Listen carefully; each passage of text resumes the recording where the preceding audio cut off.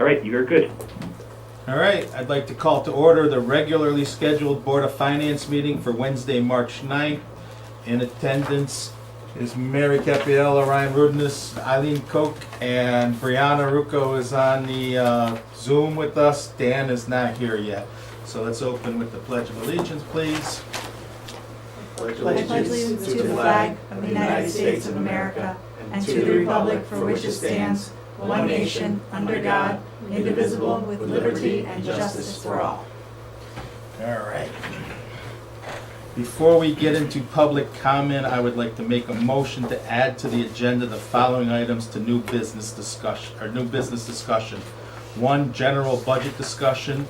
2, RBAC meeting minutes. And 3, ARPA funds scorecard. Do I have a second? I'll second. Any discussion? Vote on it. All in favor? Aye. We'll add those to the agenda. Thanks, Brianna. Okay, I'll turn it now to public comment. Do we have any public comment?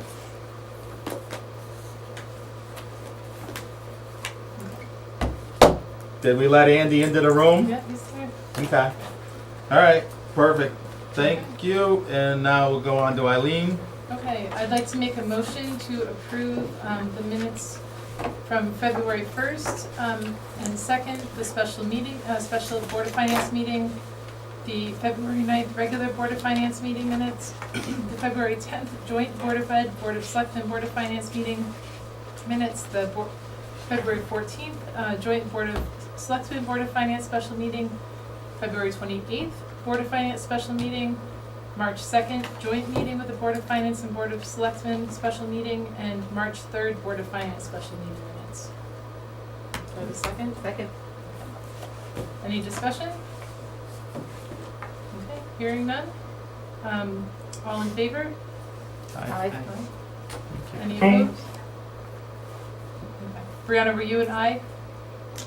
I was, because I read them, Yep. and I remember saying that I know I can vote on them if I read them. Yep, you can. Thank you so Okay. much. All right, on to the report of the first select woman. Good evening, Board of Finance. Hello. Beautiful snowy night here in Brookfield. So I have a couple of things. I won't take up too much of your time. I know we have a lot to get after. But I did want to, first of all and foremost, discuss the 0%. And I know that that has been thrown around a couple times. And I, again, just want to reiterate what I said in our first meeting when I presented the Board of Selectmen budget to you all, which was, you know, I made a mistake of putting 0% in the spotlight, and I own that. And it wasn't really until I started working the budget that I understood that that was a very unattainable goal. And I think I even mentioned to you that night that the budget that we presented was not a perfect solution. And I think you guys know that, having worked the budget for several years. But as I said in both letters, and I said that evening, I do look forward to working through this together. I think that we can come up with something that is reasonable and that we can keep taxes as low as possible. And I sincerely mean that. And I think that is more of a realistic, attainable goal. I liked the exercise last night. I thought it was a great idea to kind of work and try to throw things back in and see where we can take it, if anywhere at all. And I even said before that, you know, maybe we did come in too lean. But I think that the 3.15 increase was something that was responsible and reasonable. And I understand, we as a Board of Selectmen understood that we may need to add some things back in, and we're not opposed to that at all. So, you know, I own what I said about the 0% increase. You know, it was an error, and we'll move forward. And can I interrupt now too? Then Yeah. we accept that totally, and then thank you. And we're on board now to help you do this. We're going to get through this now, okay? Sure. We will get through this, and it may change. Like you say, we may add in, but we will do it as a team, and we'll get it right. Yeah. Okay. I mean, I know you guys are really great at what you do, and that's why you're elected here as the Board of Finance, and I respect that. I am a rookie at this, so I have a lot of learning to do, and I'm open and willing and Enough trying. said. Enough said. Appreciate that. Enough Yeah. said. Great. How's that? Great. Enough said. All right, So so- on to the next. The email I sent on Monday regarding combining the meeting for the, Mhm. they wouldn't be Yep. combined, they'd just be on the same night. Yep. So I don't know if you guys as a board have had a chance to talk about that. We but- can add that, you know, to do it right, but I think we're okay. Okay. Okay, and I Yeah. talked to Ginny as well on that subject. And she said she would help us do the posting if it was okay with you, because we don't have that experience either. That Yeah. was never done, even though we said it, as a Board of Finance, the town always handled that for us. So we can put that, add it to the agenda and put it to a vote. Yep. And I don't see it being a problem as long as we can get the support from your side to make sure it gets posted in the paper and all of those No things that problem. we don't do. Because we don't do this. Okay. Yeah, and we got clarification that it's kosher to do that Makes perfect as long as sense. we keep them separate. Makes perfect sense. That's great. Not asking the town to come out twice. Yeah. Maybe more people will show up. Normally you can count them on one hand. As So long- different people. Yeah. Right, as long as we get the help, like I say, to post it and put it in the newspaper, that's not our strong point, Got by it. no means. Yeah. Thank you. So every Monday I meet with the school side, and I just wanted to give you a couple updates. I know Marcia's gonna be touching on some capital things later, I think. Was that for tonight? I do have her presentation here. Maybe that wasn't for She tonight. always goes over some capital, Yeah. but we can add something if you want to add it to the budget process. Just a couple things to give you an update. I know we've been talking about a lot of these ad nauseum, but the Wisconsin Middle School, Jules is currently working on the RFP for the actual work of the 3 wells, and we've had a conversation where Paul has estimated 500 to 700K for that project now. So, whew, I'm way Yeah. up. And speaking to that too, is something we have to support. This is something that we're not going to get away from, so Right. we just get it right, and you'll have our support to get the funding. We'll figure it out. But please go ahead, and we got to get it done. Yeah. So do what you need to do, and we'll support it. The locker room, I think I touched on that with you guys last week, but they're bringing it back to the original scope of the 1.3 and seeing what they can accommodate within that original budget, or the original ask, how much that original scope would now cost. Can't say if it's holding at that 1.3, I'd imagine it'd probably increase. So more to follow on that. We did discuss and Mary mentioned in our department head meeting this morning that I think the 19th starts the spring season for athletics, and with that, we're gonna need the porta potties back out across town. I know this was an issue last fall because the one that we did have was, you know, up against the school, and when events are all the way over on the other side for the elderly and disabled, it's just it's a problem.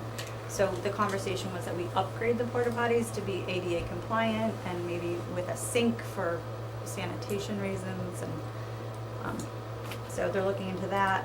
It's gonna probably cost more money, but Money well spent in my mind. Yeah. Again, you won't get resistance on something like that, so please make sure it just gets done right. the guidance department roof, the roof over the high school office, these are both at the high school. You guys know about those. They're working on estimates for the specs for the guidance department, and then the 52K is already committed for the roof over the office. Found out this morning there's another leak at the library, so In the high school library or our library? the high school. Okay. Oh, I'm sorry, our library. Okay. Yeah, But that's been part of the discussions that we've been having since we're having open dialogue here is that building's old, we gotta keep it up, and, you know, we can't neglect doing some of these things. Even if we're gonna maybe go to a new library, it's still a town building. right. So we need to support that as well, on however we can. And there's good news on that front. The windows are in. They're gonna be staging for that and getting to the work, I think, next week. We had a little setback yesterday with some plumbing issues at the library, so those are being addressed. And then there's an electrical issue that's come as part of that with some pump issue. So the theme across town is leaks and sewer problems, I'm finding. And then the facility study, we keep talking about that because the original ask in the ARPA was the 50K proposal, and then Dr. Brill had said that that could be upwards of like $200,000 in his conversation. So that's just another one that we're gonna have to relook as a Board of Selectmen when we get to that ARPA meeting. And then finally, well, not finally, but the center school options in that $30,000 RFP. during our Board of Selectmen meetings, Steve and I agreed that the RFP should be revised just to include more of the Parks and Rec aspect. So Jules and Mary have been working on that over the last few days. The assessor, you had asked me, Glenn, last week about how many, and I now have those figures if you're interested Yes. for the reval appeals. And she has 57, Okay. and of those, 22 are commercial. Really? So 0.007% of the town appealed, so not even 1%. So then what was, excuse me for not knowing this is my fault. What was the amount Marcia said last night per appeal or something? Do we have a number for that? 500? And how many do we have then again? Some of those get washed though. Yeah, I agree, but the total liability then, do we have enough to cover the total liability? I do believe you in what you're saying, some are gonna wash. Yep, so that's 500 times that is 25, so call it 25 grand. But on the contrary, some could escalate, Yeah, so exactly. that's the problem. Yeah. What did we have in there? We only had like 30,000 in that account. It wasn't it 45 and then we took, 35 ounces. Yeah, so you have 10, so that's where my concern lies in, is do you have enough there to cover this even at the $500? Because even you just said some of them could go higher than 500. yeah, so I told you I would check with the attorney and I did that today and I have an answer for you that I'll forward across, unless you want me to address Oh, go what he ahead, if said you right could now. just say the number, I mean, the number's a number. I mean, he's talking about the 40K in the budget for this year's tax appeals per Marcia. I don't foresee the town getting charged 40K for tax appeals from April, May, when appeals are filed to Superior Court to June 30th. I told Marcia that I think it was over budgeted, so Marcia suggested we would see how many appeals were filed, have a better estimate of the overage on that line item, and then reallocate some of the to the charter revision. I thought it was a good suggestion. The 40K for tax appeals in this fiscal year is not going to be entirely used, so why budget more on charter revision if we have other funds we can use? So I'm not gonna be like a mean person here, but I don't understand. The charter revision was down to 5,000 and this account only has 10,000. So now even combined, Terry, we only have 15,000 in these accounts. We could have a liability of 28, which I agree, some are gonna wash out. Then you could also have a liability of some of the charter works. So we need to add to that. To either we add it to the contingency and we bring it in as needed.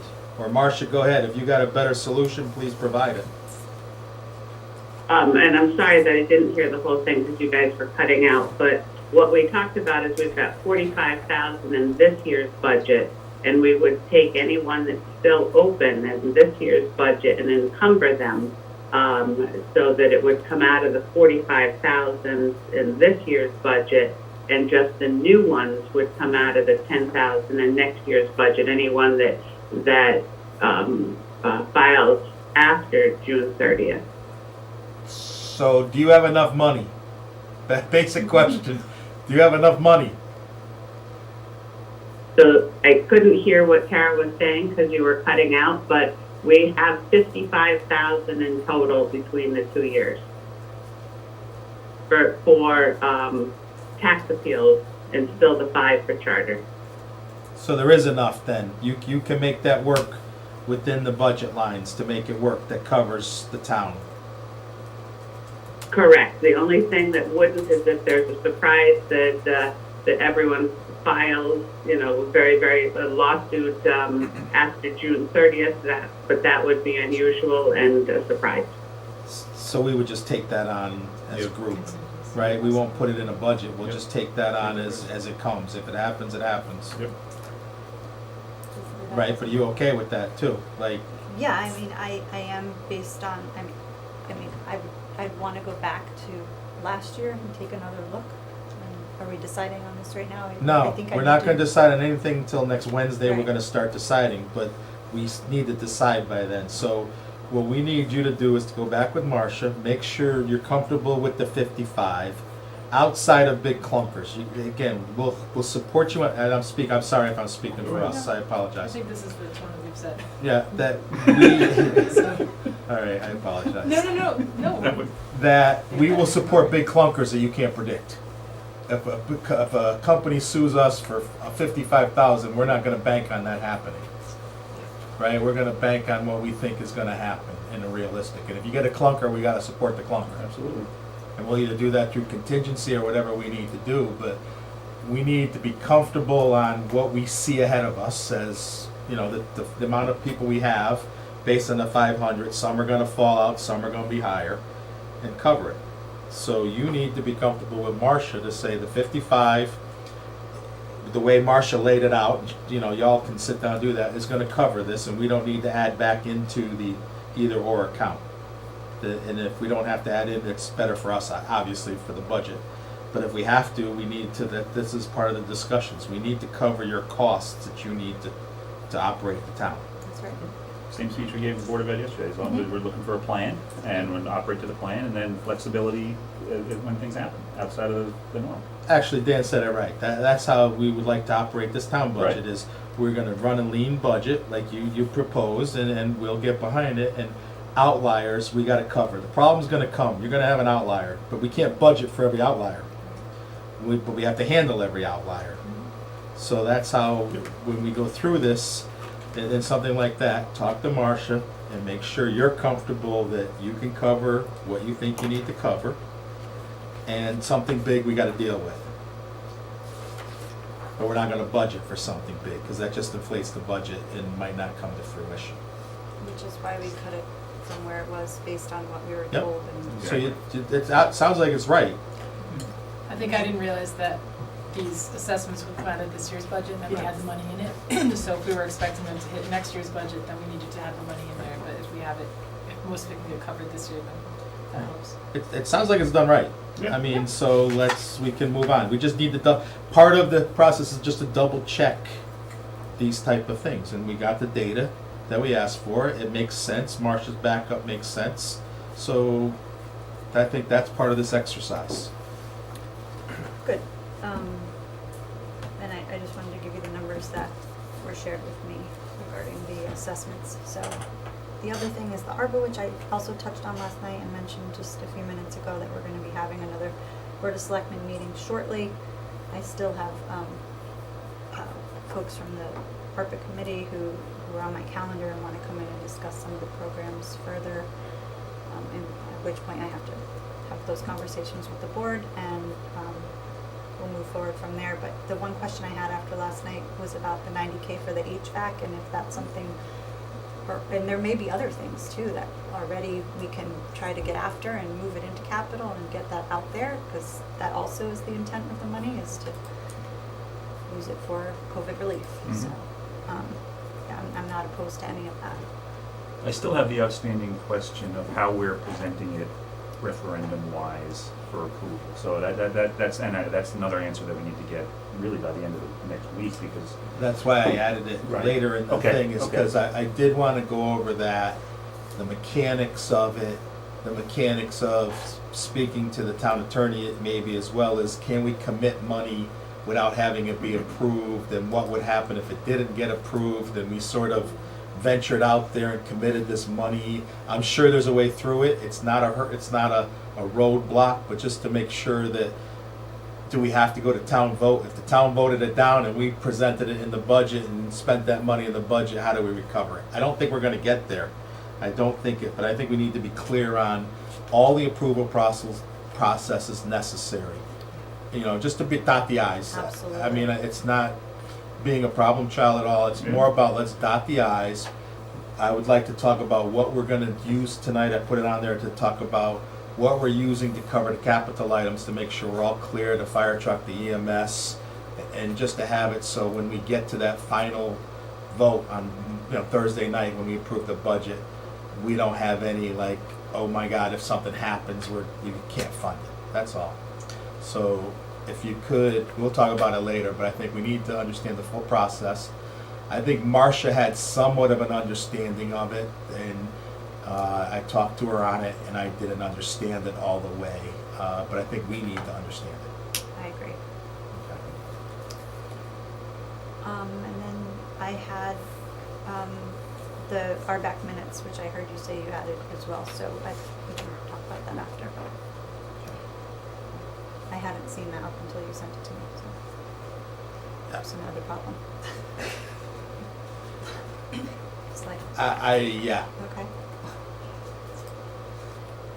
all right. You- And that's all I've Actually, got. thank you Thank for you. a great conversation. It's Yeah. appreciated.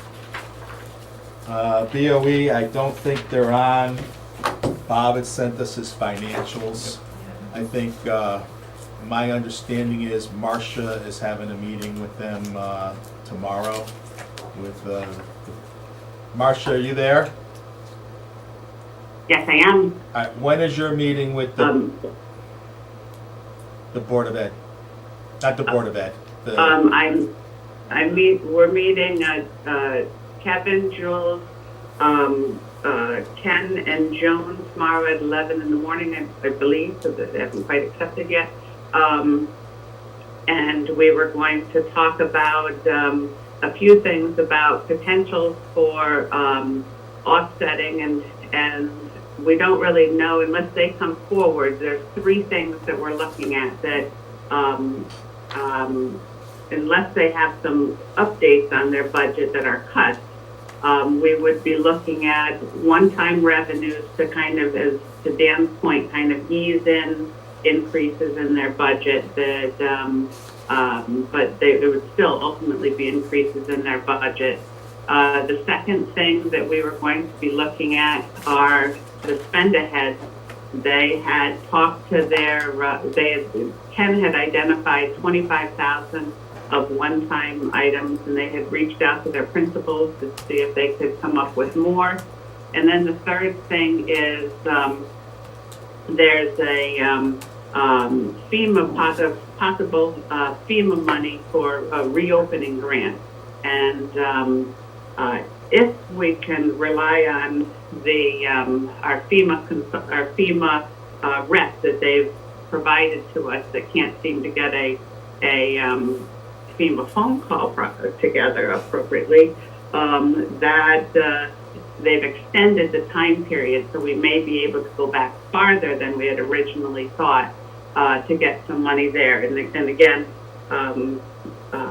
we're going to just have a brainstorming, have the rules out to see, what we might put in there. That maybe we could put some of the substitutes in there. We had extra cleaning that, and how far back can we do that? So those are the discussion items for tomorrow.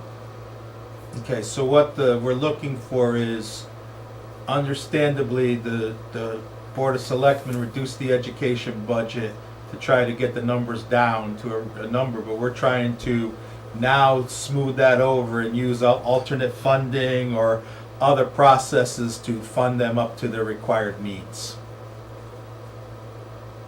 Correct. Okay. So then when do you think they would be able to get back to us? They were going to bring it to their meeting, Tuesday. so that would be a Tuesday night. Okay, and Eileen, you're going to that meeting? Yep. Okay. So, Tara, to explain this a little bit from where we stand, and Harry has been around a long time too, is the last 3 years we really squeezed down the Board of Ed budget. We took out their contingencies. We had them, they also, and I don't know if you understood last night, when they have retirements, they hire in people with less salary. So they have a negative 200,000 on their salary line built into that because they know what was in the budget may have been a $100,000 staff member, they're gonna hire back an 80,000. So that you did with the police department. The reverse contingency you used on the police department. That's what Bob was talking about on the 250 side. So we've squeezed, and they also have utilized in another account, I can't think of it right now, but another 100,000. No, there's another account they squeezed down besides the contingency. Oh, the special ed contingency. Mhm. They took that out because they kept money, because possibly when a student comes in, I understand that. it's $100,000, so they would keep that on their side. So we stripped them of all these pockets of money together, and they're down now to fairly lean. So if we can find a way to get back some of this money through vehicles pay ahead, some of their savings from prior year, one-time purchases that won't affect you going next year. Because if we pay it for salary, it's a double dip, right? You gotta pay that salary on the backside. So that's what they're looking at, and that was part of what we're gonna try to do. And that's something we've done in the past. Before you were on, we did it last year. We allowed them, I think, $120,000 buy ahead last year, utilize some of the money they had in savings from prior year to buy one-time items. So the exercise is they're gonna look, see what one-time items they can buy, look and see what monies they have to smooth over 2 years, as Dan was talking about, to see if we can get them back money without increasing the budget line. So do the repairs, like the roof repairs that you just mentioned, does that come out of their maintenance operating budget, or is that all capital? I don't know, that's the first we heard of it, so I don't know Right. where they're looking at for that. Because if that, I don't know if that would be smart. 52, The 52,000, the Marcia? 52,000? Yes. Right now, we put that in the capital budget with an asterisk, meaning that we didn't know if it was this year or next year, that, and we could, if they felt they had to do it this year, we could look to contingency. They might, I haven't seen their latest financials, but they might, by the end of the year, have extra money that they could spend it out of. So we don't know where it's coming from yet, but it's in the capital budget. Okay. So I would just add to what Glenn was saying, this is for everybody listening as well as for Tara and Eric, that the fact that the Board of Ed over the last several years has agreed to strip out some of their cushion, if you will, so that they don't have to say, and let us monitor that risk and trust us to fund it, is a level of collaboration between the boards that hasn't always been there. And that's we've had some stability on the boards that have been working together, and the fact that they did that and that trust us and we trust them to present us with all the numbers, and they trust us to fund what's needed, is just the collaboration that we're trying to build across the town. So I just wanted to reiterate that for everybody, new people. So then once Marcia comes back and gives you the data, then we'll have the conversation of how do we maybe get this back to them. Sounds good. Good.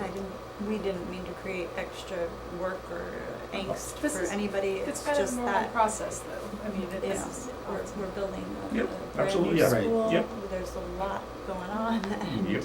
There's only one year it wasn't like this, and that was last year because we went through it the year before. yeah. We went through the process with Steve the year before and the Board of Ed, or 2 years ago, 3 years ago maybe, Harry. You're shaking your head over there. It's like, so this is a tough year for you that way. It is, and we'll get through it. And look, I mean, maybe it seemed like it was low-hanging fruit, but slim pickings, and we have to really That's- figure this out. And they're 2/3 of Not the easy. 70, yeah. I think it was 0.3% Yeah. Right. reduction. It- I don't want to take from the Board of Ed. No. That was part of what I tried to show last night, is we beat these small accounts down so hard that you can't beat any more out of them when you get to a point. I thought like fishing. You fish with 1-inch holes in your net, you catch big fish. At some point, you got to get down to the 1/4 inch, and then you're not doing anything. You're not moving anything for these cuts, and that's part of that exercise last night. Is we got to get more creative and not do things wrong, but get more creative on how to fund these things. We got to figure it out, and the Board of Ed really has. And you haven't seen it, but Harry's seen it as well, as they've really been more transparent in the past 2 years, 3 years. They've always been transparent, but they've really been more transparent in going through this. And that's why a newcomer doesn't quite see what the behind the scenes things that's happened. And 300,000 is a pretty substantial cut unless we get to a stage where we're starting to really look at big changes that they have to be behind and move the needle. Especially in the case that their health insurance premiums went up 280 that. Yeah. So that's a big chunk that it's a fixed expense that they can't take out, which means it comes from another pocket. So from our side and our experience, we'd like to try to make up that money to fund them, to get them close to where they need to be. And I think they understand if we can't get there, that we gotta work and figure that out. But that's where that discussion was last night, and that's where, again, you haven't been privy to the history of that, but that's where that discussion started from. That we have vowed to support them as long as they've come in as lean as they can come in. Because one year they had 300,000 in their special ed contingency, 100,000 in other contingency. On their salaries, they were fully loaded, so that when they had retirements, they received the benefit of the fully loaded. And they've accepted now that we've assumed that risk, as Dan said, but they're lean. So when we take 300,000 in today's world from them, that's a tough cut for the Board of Ed. Where 300,000 maybe 5 years ago was a different story. They had pockets of areas that they could pull from. So that's why it's sensitive to us, because we've gone through that process. I don't know how else to explain that except experience. Yeah, I understand all that, and I respect that. I would also say that from the time their budget was submitted in December to now, and even to the time in February 15th when I wrote my first letter, the world has changed significantly, and look at inflation and everything else, and these are things that we have to be flexible with and figure out. You know, the 208K fell out of the sky. I forget at what point or what the date was on that. Yes. So just maneuverability and. Yep, and at some point, yep.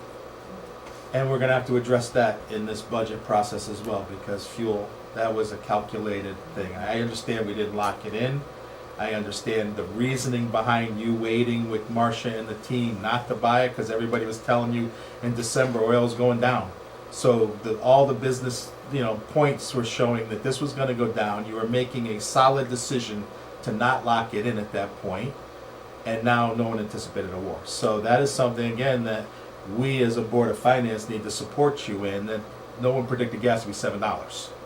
So that's why we may have to feed back into this budget.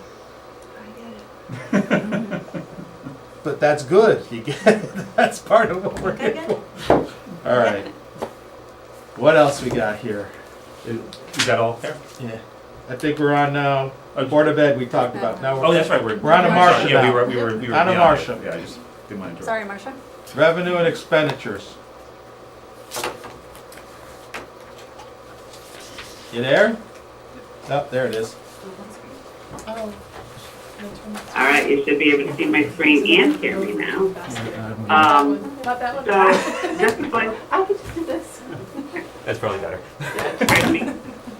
Sorry, technical. I don't get to use it at home either. All right, can you see the screen? Yep.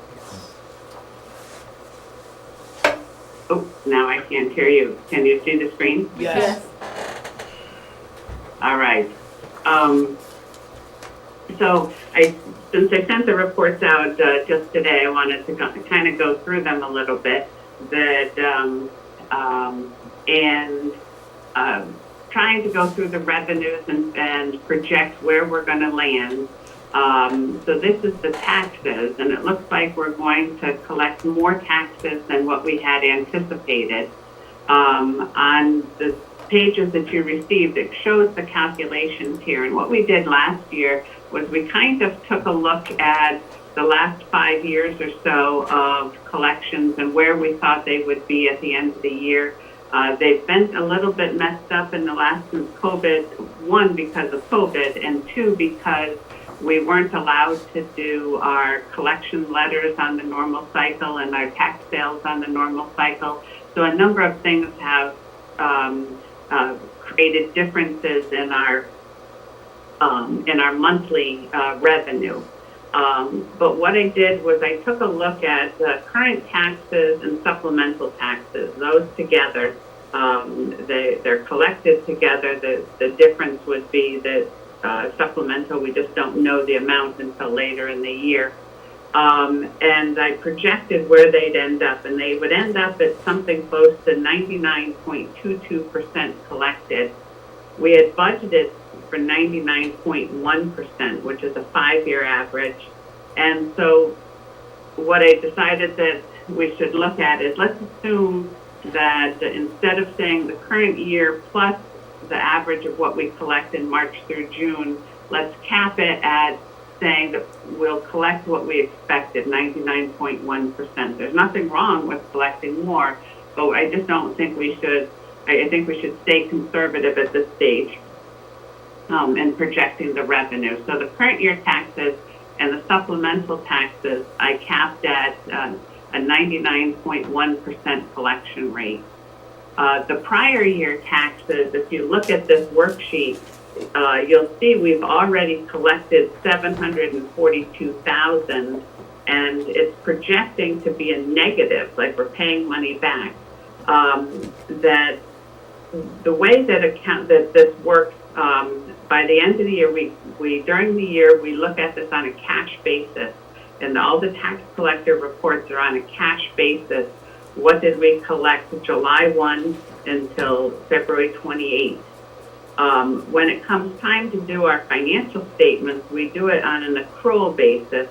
And so we pull back the back taxes that were collected in July and August to the prior year, measurable and collectible. That's what the modified accrual basis is. So essentially, and maybe of the new people, it's just Ryan that hopefully is following me, that it's like we're doing it on a cash basis from September until August. So it would be September of 21 till August of 22 is how we calculate the back taxes. Because of the timing of the tax sales, there was a big bump last year in July and August with the letters going out that we were going to sell your property on a tax sale. And so it caused the July and August of 2021 to be $200,000 higher than July and August of the year before. So I projected based on the prior year averages of what might be collected, but then I subtracted that $200,000 that is probably going to be the accrual adjustment. And so that's why it shows up as a negative number. We don't want to forget that because it's so big this year that I subtracted $200,000 out of there, and then the interest is the same thing. There was an extra $50,000 that we collected in interest, so I subtracted $50,000 of interest out of there just for that accrual adjustment. But we'll still come in over budget on the revenues for both of those. And then the final one here is the telephone tax payment. They just sent us a letter last week telling us that the payment is for this year is going to be $41,007. So that's how I came up with the projection of the tax revenues to the end of the year. Any questions on the tax revenue? Let me give you the pictures. Just looking at where we've collected them, it's been a very good collection year. The red is 2022, and you'll see that it's kind of the one on the left is kind of a boring graph, but it's still on top. That the percentages that we're collecting. So it's just a small amount that we'll collect from here to June. And then if you look at, and it doesn't go to zero there on the left, that it starts at 45% because in July we collect nearly the first half. And then the one on the right is the back tax collections that hasn't been adjusted for the accruals. All of these are on a cash basis. So it's been a very good year for back tax collections. Any questions on the tax revenue? No. All right. And then, and this was similar to the way we did it last year too. Then if we look at some of the other revenues, and unfortunately I have 3 screens on my desk at home, and I decided to put this on the smaller screen. I'm going to kind of come closer. For the other revenues, the licenses and permits, for the most part, this is just an average of again, the same thing of what we had collected so far and what a prorated amount of what we expect to collect at the end of the year. That as of January, when we looked at this, we hadn't collected any big fees, and we weren't definite of any big fees for the building permits, just because of the timing and some slowdowns on these things. So it doesn't include any big building permit fees. I do have a meeting this month for the budget with the new land use director, and I'll see if that is still holding. That for the intergovernmental revenues, that we are Storm Isaiah, that we should be collecting $224,000. We've collected 211 already. We've actually collected more than that, more like 250, but we paid WPCA their portion and the fire department their portion. So this is just our portion, 224,000. And again, Kevin spent hours and hours on this, and he's now working on Storm Ida. He's also working on the FEMA vaccine reimbursement and the FEMA reopening grant. And if you think this Isaiah, that he has to keep a timesheet that shows the time, and that was 10% of his annual hours, that just getting that one, and he's got 4 of them. And then the education cost sharing, we are over budget. We're projecting to be over budget, and that was only because we do our budget before the state finishes their budget. And I think Greg pointed out at one meeting that the state is talking about allowing towns to change their fiscal year so we could wait till the state budget's done. That would be a disaster, and it's much better just to come in a little different, I think. And then going through the town clerk, what this has done is it's prorating the collections, but then I thought that it seems like the economy is slowing down. They're talking about slowing down, not the economy, but the real estate market. So for 3 of the big ones, I prorated them and then divided it by 2. That at this stage, I don't think we want to, over promise on what we might receive, and that would still be a very healthy revenue. And then this is just the building permits. Red is the current year, so it's not been as big as some of the other years.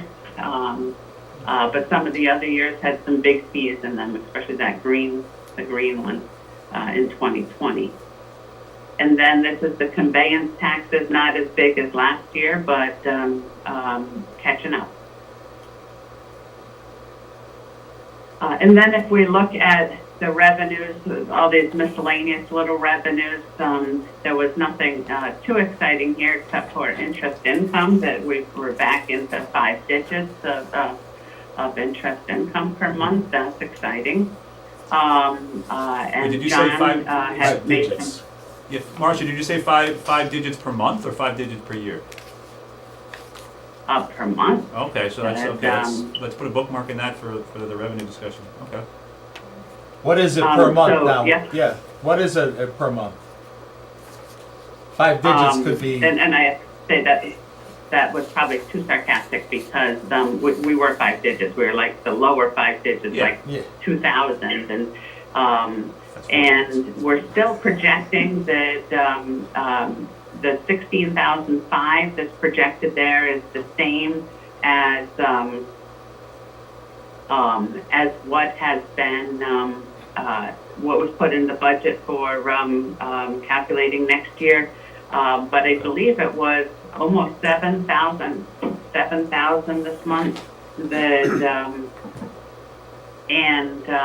That's higher, but our balances are going down. We're burning about $5 million a month on the school. Yep. But it's not nearly as bleak as it was. That John talked with Union Savings, and we've made some changes there, so we're getting 0.2%, and we've switched Newtown Savings Bank so that it is now going to fluctuate. Instead of they had just guaranteed a base, but now it's going to start fluctuating with the state investment, the stick rate, as they call it. So those are the changes there. Yeah, I had a conversation with John about that last night, so when we get to the revenue discussion next, we can talk about that. Okay. And then the bond premium that is really coming in as a transfer in from the other funds. We have not put that in yet, and we do have to use that. But if we do come in, this shows revenues of $900,000 higher than what we had expected, and I think we should be creative with that and talk about some of the things we talked about last night with the school, that they were talking about using their non-lasting funds, but how could we use this? So that'll all be part of the discussion that comes back to you. Any questions on that, the revenues? No. Okay.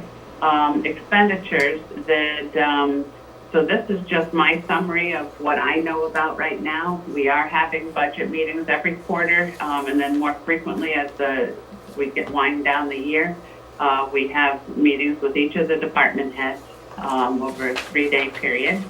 And so this is where I see that we've got issues that we've got the first two, the big ones, are snow plowing issues that, and in finding out what that is, that I think every holiday that where they get paid double time, it snows. That, and the snow happens at holidays, weekends, and nights this year. So that's why we're over budget there. The projected variance is based on what we've spent so far, plus the actual that we spent from March to June last year. Those are the top two. The facilities have some overtime. That is based on mostly vacations, and there were some longer vacations taken, and the building security trying to stay until the end of the meetings, because we do have an issue with a homeless person in the building. And then a lot of little things we've talked about that there would be some overtime, some small overtime amounts as we did this Kronos thing. And we had the Kronos, and we have the change to non-exempt employees. So I tried to delineate what was causing the overtime. And there's just one employee that is non-exempt that so far has been working over 40 hours to get this overtime, and that's that first one there in the selectman's office. The rest are just hourly employees, minor amounts as we have more accurate reporting.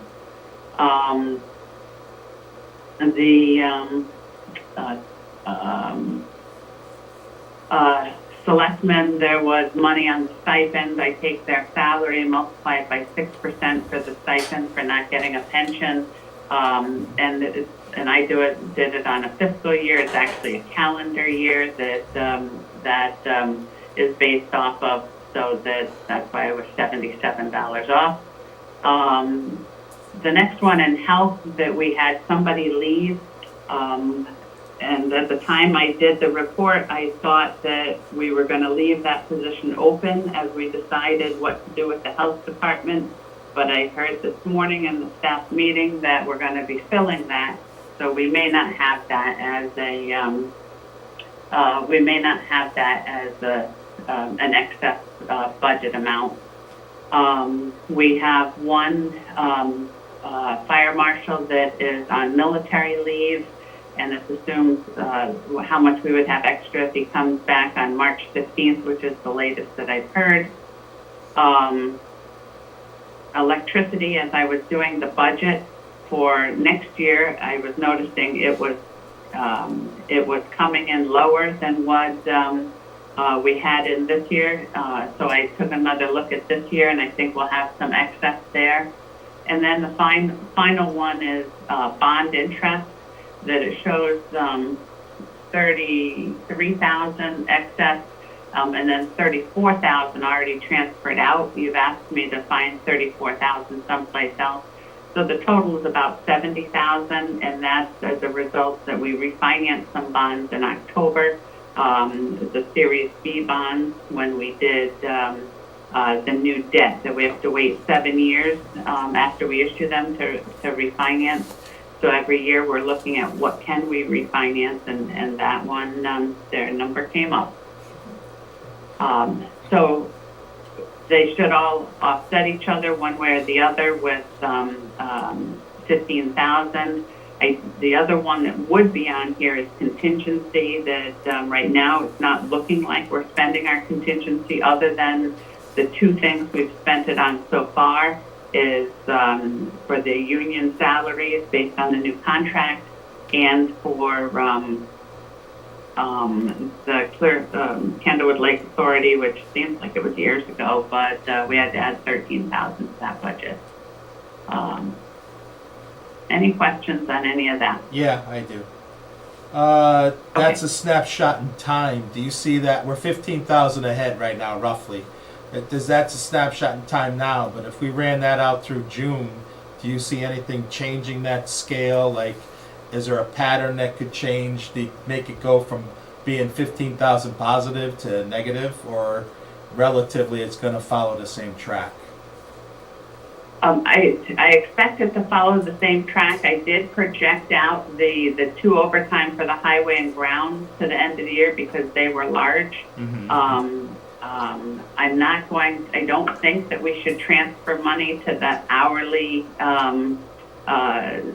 overtime, just because, what are we going to do, transfer 1,000, and then it's kind of a built-in contingency. I think we should wait on that. But I did try to think to the end of the year. I did look at the encumbrances that are out there for these accounts, and so I didn't see anything. I don't know of anything, but those meetings in March, the department heads are all really great at coming to us and saying, this truck blew an engine or something, and we have not heard about any of that. Okay. So those numbers are going to wash pretty much. That is my hope and expectation at this moment. All right. Any other questions? Yeah. Okay. Oh, and I noticed you projected out the revenues through the end of the year. I like that, by the way. Mm-hmm. Yes, I start projecting in January, and then I think the projections get more solid as we go. Yeah, I think we're in good shape on the revenue. Yep. Okay. All right.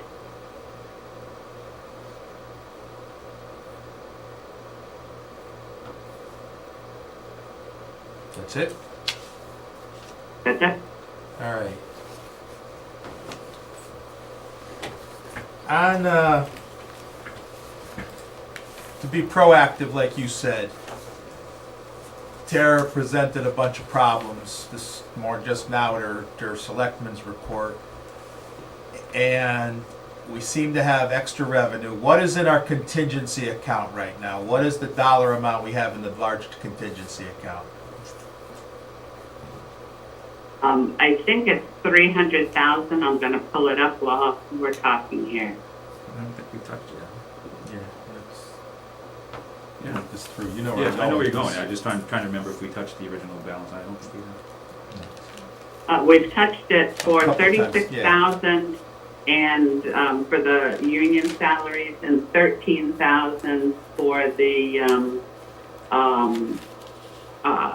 Kennewood Lake Authority. That, Which we've had to because of the other And I towns. think- Okay. Once 3 towns agree to that amount of money, everybody's locked into the agreement. We built that into the contingency for that. Yeah, we Right. Yep. So I guess what we're gonna say as a group here is you have extra revenue this year that Marcia's projected. You have 300,000 in the contingency fund. What do you need to address your problems that came, whatever the number is, yeah. What do you need to address your problems now? What would you like to maybe see that we can buy ahead in capital, cash capital to meet a need with this surplus?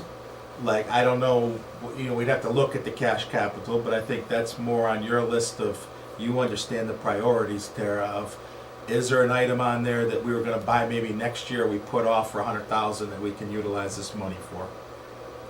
Can you utilize it for the roof right now and get the roof in order right away and take care of it in this budget year because we do have a surplus, that we don't have to carry that to next year?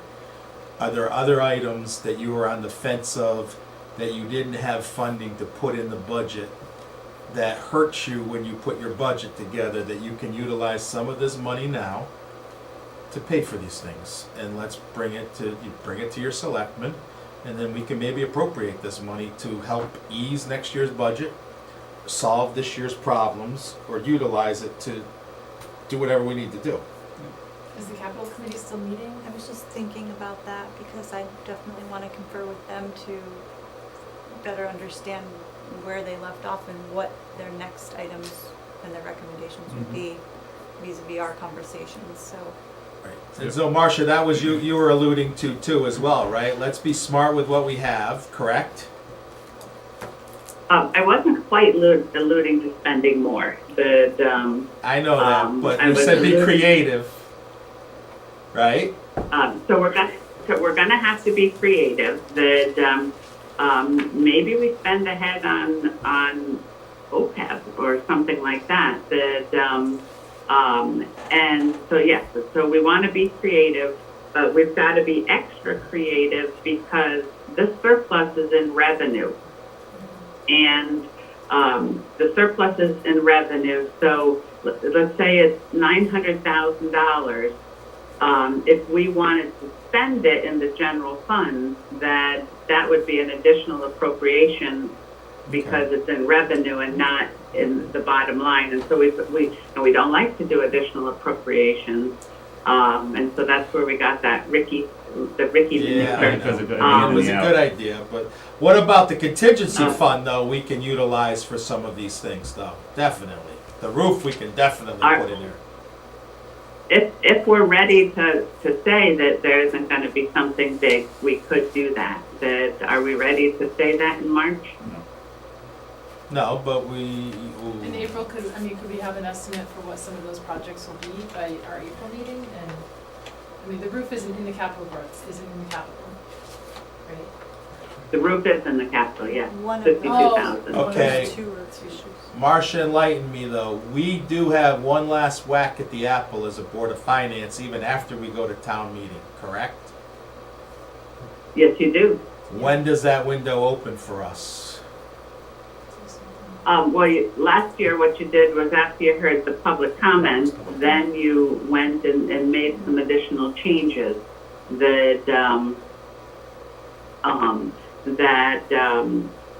so as long as you do it before you have to publish the budget for the town meeting town meeting, you're fine. So it stays open. It doesn't ever close. Right, that was my opinion. So we need to figure this out if we can utilize some. I understand the policy of the general fund, 50%, and we're trying to get to the general fund, but we do have some room to move, correct? Correct, and yes. And what I was wondering is, do we not transfer in all of the premium? We've got to use it towards that. Am I being too anal by showing it coming in, going out, and showing the track? Could I check with we're paying the interest. Right. Could I check with the bond counsel on that? And therefore, we don't have an excess in the revenue and we pay it out of a different fund. So yeah, there's a lot of cool things we could do. Make sure it's all above board. So how do we utilize Oh, this? crap. How do we utilize these cool things then, Marcia? How do we use it as a tool to help us through our problems this year and maybe solve a little bit of the budget problems next year? So my thought is, how do we get there through these cool but above board items? Is that we there's 900,000 that 80,000 of the FEMA I'd like to set aside to make sure that we have that if we were going to fund one of those items with that. Although I think IDA will come in, but I don't think I convinced you of that. So there's 80. That in our schedule that shows the multi-year one-time revenue, we had 350,000 that we knew we would need one of those years, because that was one-time revenue that we didn't have in hand right now. So do we set some of this aside for that? And then the third one is this part of how we fund the Board of Education and flatten that out a little bit by putting maybe 150,000 in next year and 100 in the year after and 50 in the year after that. And so that would use up about 700,000 of the 900,000. Okay, so can you and your team lay that out in something that we can see, touch, and then run it through the selectmen? We would love to do that. I think if we could see it, touch it, we can make good decisions maybe on how to use it with your guidance. That would be great. And we can play it out over, I think, the 3 years. If you have a strategy for utilizing it over the 3-year bubble, I mean, I think we got to touch all the corners of this and put it into place. So if you could do that, I think that would help us in our Wednesday deliberations of what do we have, what makes financial sense to you, what gives you comfort, and what guidance you can give us on how to utilize it over 3 years. Okay. I have just one, and I'm going to be a Debbie Downer here.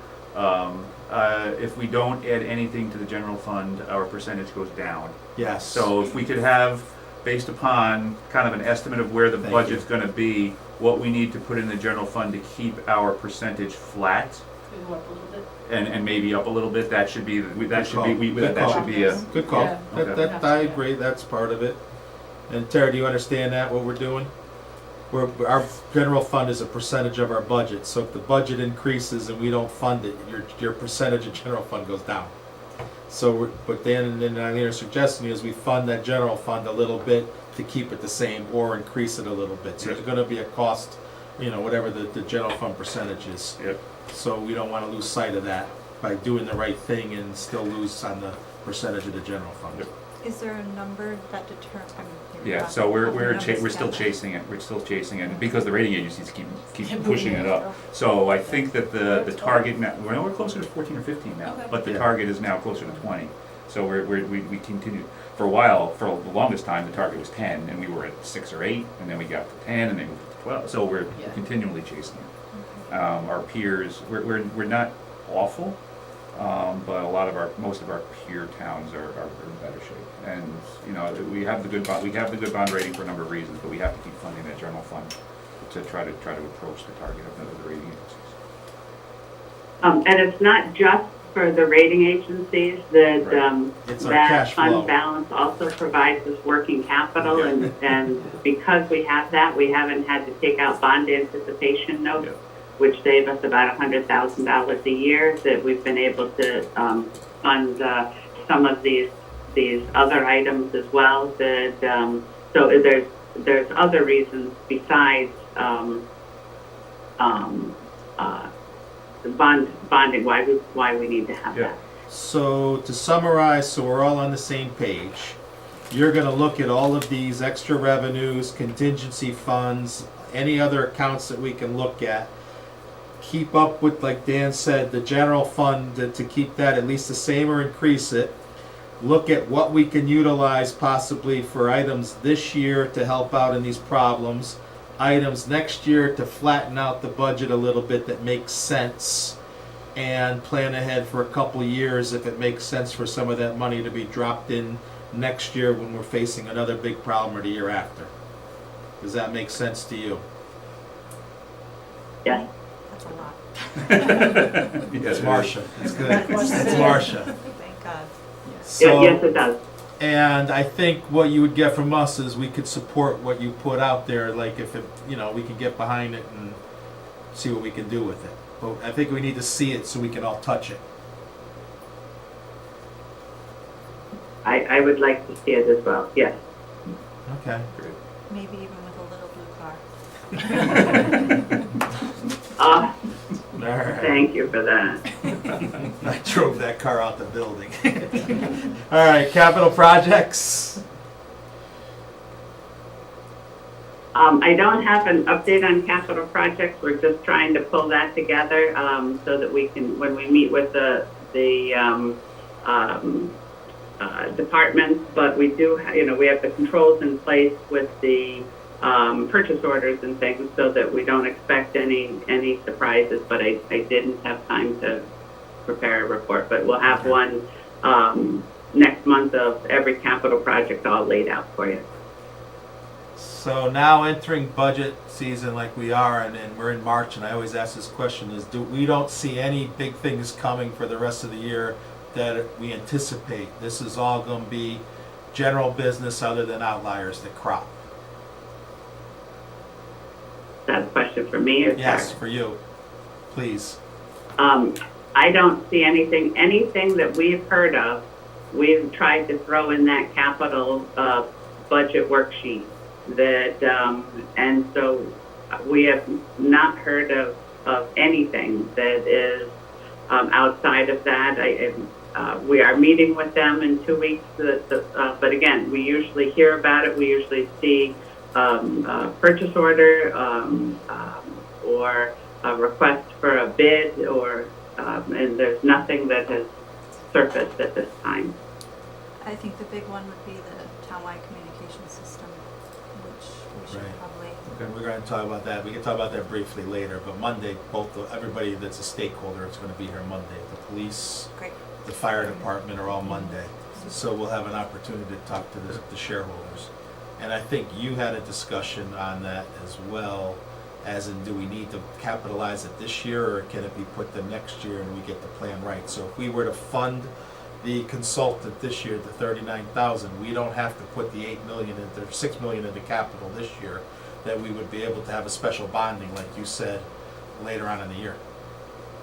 That we can set that up and we have the right numbers. Because I think the fire department, my talking to them, and the police department, this isn't an urgency right now. It is an urgency, but it's not dire to the point of we will not be operational. So we do have time to get this right and we could double check with them Monday, but I don't even know if we need to put this into this budget. We'll talk to them and see. I think the only thing I was told, and I could be wrong, is to definitely need the consultant from their point of view for, you got the estimate, and I don't think it was that bad, to get it right, and then they can hold off. As long as we're moving forward and we're going to commit to it in a fashion of let's get it right, I think we can maybe not even put that in this year. Yeah, I mean, as an option, I think that is a very valid option, while keeping in mind that the cost of things could and interest rates, I mean, I don't know how that works entirely, and it would be a risk. Could that Potentially. could the consultant be something we consider coming out of this also, so that we don't have to wait till, because you're gonna lose months? I'm okay with that. I Makes good mean, sense. again, if we Or we want wait till to do it referendum. now, if we put the consultant now. There's We could But talk- on the list. Or should ARPA or surplus? Yeah. Just 'cause- I think that would be smart. Again, Marcia and yourself, look at that and see, and then you have to bring it to the Board of Selectmen, but I think that would be smart. And like I say, talking to the fire and the police, it is urgent, but it's not do or die. I think it's more urgent to get it right than it is to do or die right now. I concur 100%. And if we do that, we make sure we check the line item for voter registration, for voter registrars, because that's another referendum. That would be a separate referendum, and there's a cost to that. It's minimal, but there's a cost. They usually calculate those out when we had the new library. Yep. They knew we would have X number of referendums, so we just want to I'll make sure find that's- out about that. I Yeah. can talk to the Yeah. registrar and see that. But I think it would behoove us to get that thing started. And we'll talk Monday night to the shareholders on that and figure it out. We do have a meeting tomorrow to explore the state option. Oh, good. So we'll have Yes. more info on that after tomorrow morning. Yeah, so then Monday, you should have some answers, and they should have some answers, and we should be able to hash it out and figure out a plan forward that fits everybody's needs. Okay. Audit update, is there any audit updates? It's on hold for the month. We'll re-engage with the auditor after in April, we'll begin those discussions. We talked to Marcia about that earlier in the week. All right. There is no old business, new business. This is where Dan wanted to go tonight with the revenues. Yes.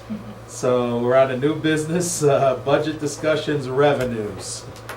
So, Dan, go ahead. All right, let me pull it up. Well, all right, I didn't realize I was gonna drive, so now it's. You're driving. I didn't know that, okay. Okay, hold on.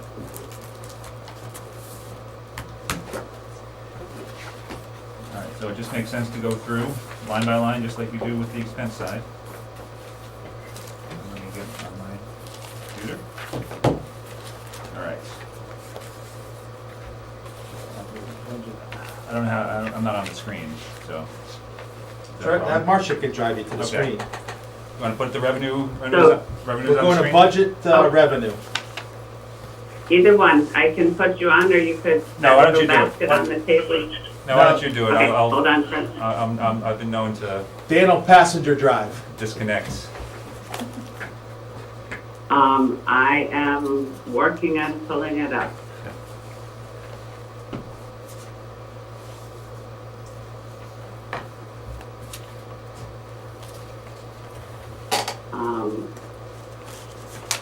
Okay, and let me find where you are here.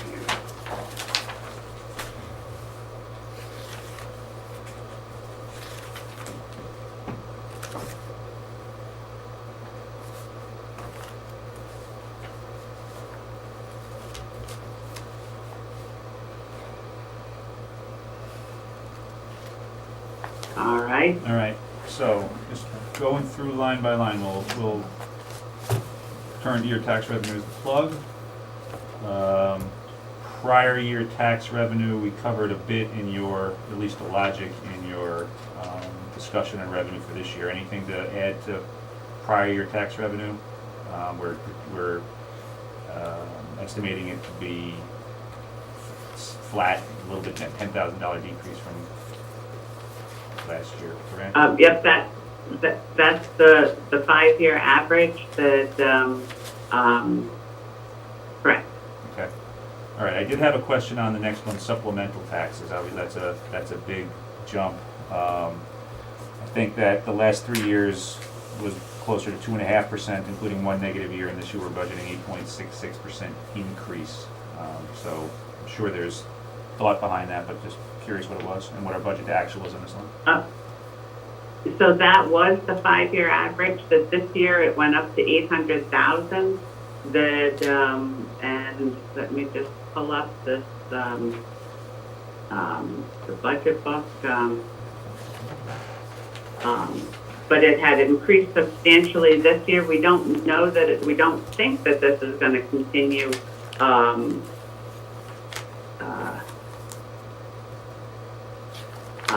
So this was the, and I think I have a better. 8.7% is 5. I mean, 18-19 was 590 up to 630, 620, 635, and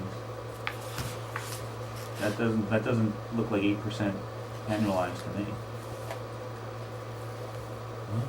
No, it's 5-year average. 5-year average, right? Let me pull up my Excel one. Okay.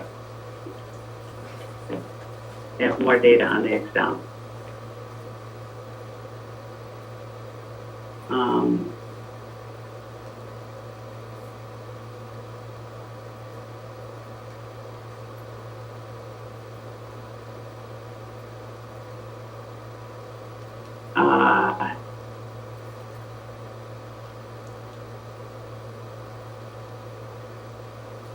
So this is the supplemental that, and the graph is,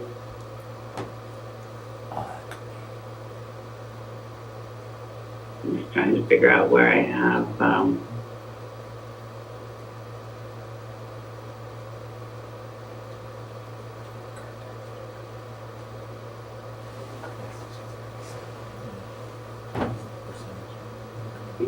the bottom of the screen someplace, I have it. Heaven forbid I know where that is.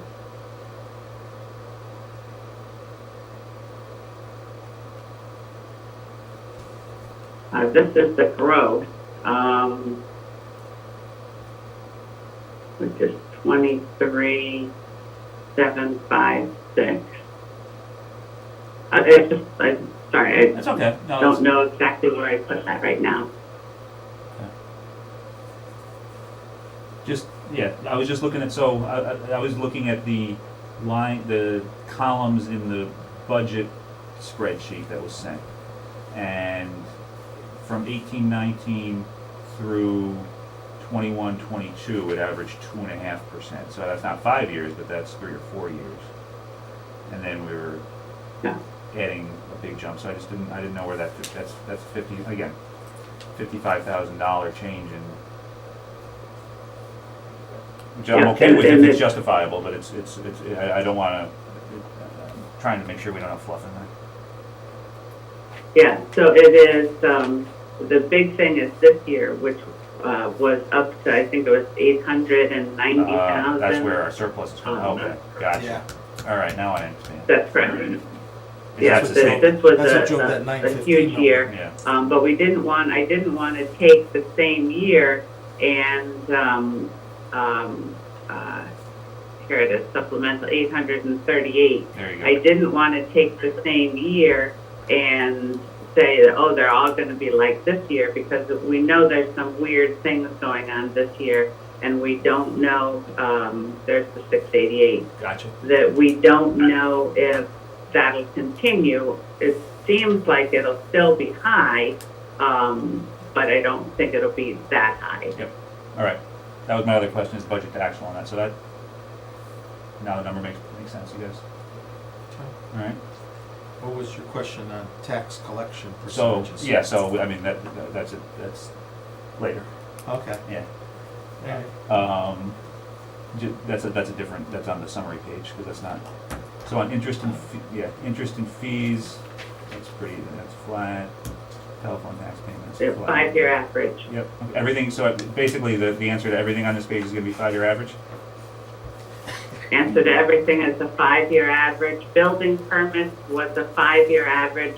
Plus, if we knew of anything that was happening, and we did this when we still had the old land use director, so we could get some historical knowledge there. That let me just bring this down here. So these are all in that budget workbook that you have. Yep.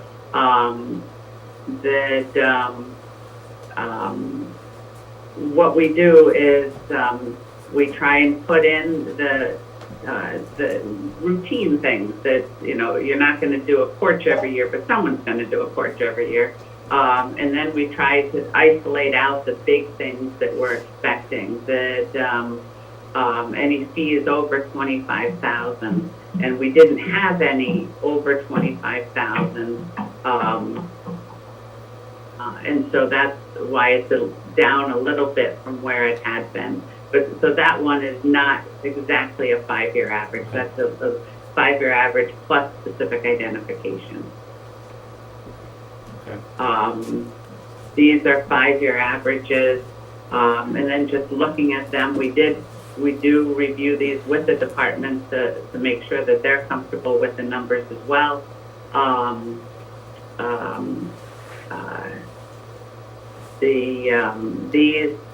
So that's all these licenses and permits, other than any specific identification on the building permits, are really 5-year averages. The education grants, we get a list from the state. Yep. One thing we want to make note of is this is probably a one-year revenue. That this is a new grant this year for having a mill rate of over 29. Right. We don't have a mill rate of over 29 in the year we're talking about, but we did confirm that because we had it last year, they had to wait till the rules came out, and CCM told us because we had it last year, we should be getting this this year. But we probably won't have a mill rate of over 29 next year, so we may not get that anymore. Yeah, okay, so that's a windfall, so that's a windfall this year. Correct. That the rest haven't changed much from year to year. But this is what the state is reporting. These are based on 5-year averages as well.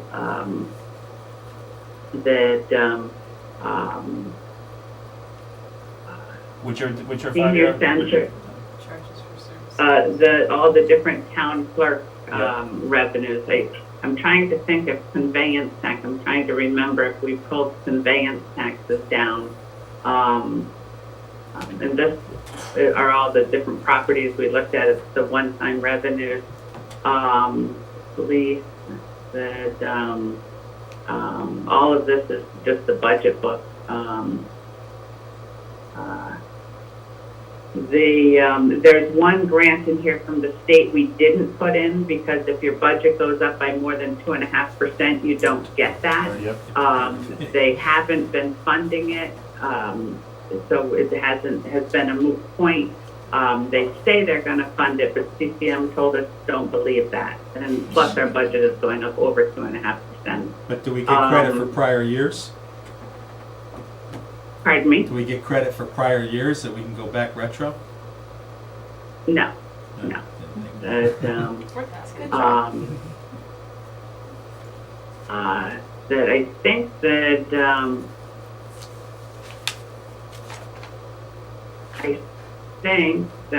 I'm just trying to find the conveyance tax and see if we did anything special on that one. We didn't. 5-year average on that one. There's nothing else to really go on. What are you going to go on? Yeah, I agree. I mean, what other tool are you going to use? That's true. I mean, On things that I completely agree. it jumps in different that, categories each year, so you got to do something. Police report was very high, and what we found when we went through this with Pete Prangs was that police reports also include pistol permits, and that's what's high, and it's not expected to continue. And we're going to start dividing them out in separate lines just so that they can get any reporting they need from Munis. Right now, they're keeping a separate spreadsheet. Interest. There's a worksheet that we prepared. Yep. We can pull that up. Why Rents on the building. don't we do that? Let's walk through the interest worksheet because that's a big change. And I talked to John a little bit about this. I wasn't sure if there was risk in that number or opportunity in that number. So let's walk through that a little bit. The rates are going up. Our cash balance is high, but coming down. But as John pointed out to me, we're very limited in what we can invest our cash in, and the yield is almost nothing anyway. So Correct. I do want to walk through that. So this is the worksheet, and I just pulled it up in Excel because it's been a while since we prepared it. I'm not exactly sure I'm going to remember every formula. But we took the first 6 months of what we earned, and then we were projecting the last month here. So that's how we got the projection for next year. And you can see that the cash flows, we get a chunk of money in January, and then we start spending it out. We're spending it out a little bit faster than normal, and so that's how we're getting to the balance that's invested. And that makes sense that at the end of the year, the balance that's invested is closer to our fund balance, because that's essentially what fund balance is. Yep. That is our short-term equity. And we're thinking that next year that the rates will start to be moving up. I forgot if there were 5 or 6 different bites at the apple to increase the rate. And so that's why we were saying, well, next year that maybe 8,000 per month would be what the earnings would be. Those are just some other. I think That's right. six rate hikes are priced in at this point, so. So what is your insight then? Where do you think it's gonna go? I mean, you don't know. I mean, the war is also causing a problem, right? Right, yeah, That's- right. Six hikes was before Ukraine. It could be. This is your guys' expertise, I right? mean, So this is where. It depends on where we go, right? Okay. I mean, Feds. It's tough for them because they can't. You can't raise rates when you're going to put the economy in a recession, and all this commodity prices are putting a lot of spending pressure on people. So I think they're in a tough spot. I don't know. If before this war happened, I think you saw 6 or 7. I saw 6 or 7 rate hikes. I mean, By the end of the year. the two of you are the experts on this. Are you comfortable with the percentage that's in there now that we're looking at? Because I wouldn't be able to throw a dart at that. So my question, No offense. you were saying, or this is what earlier in your revenue discussion, you were saying we were earning 5 digits a month now, which would indicate, 10,000 a month, so 120. So are we? But now you're saying we're at 8 a month. So you're thinking 100 is a. So next year would be less because we're going to have less money. Right now we've got that bond money that we haven't spent on the school yet. So when does that get paid out? But next year, so it's being paid down at 5,000 a month, and so by June it should be almost done because the school is almost done in June.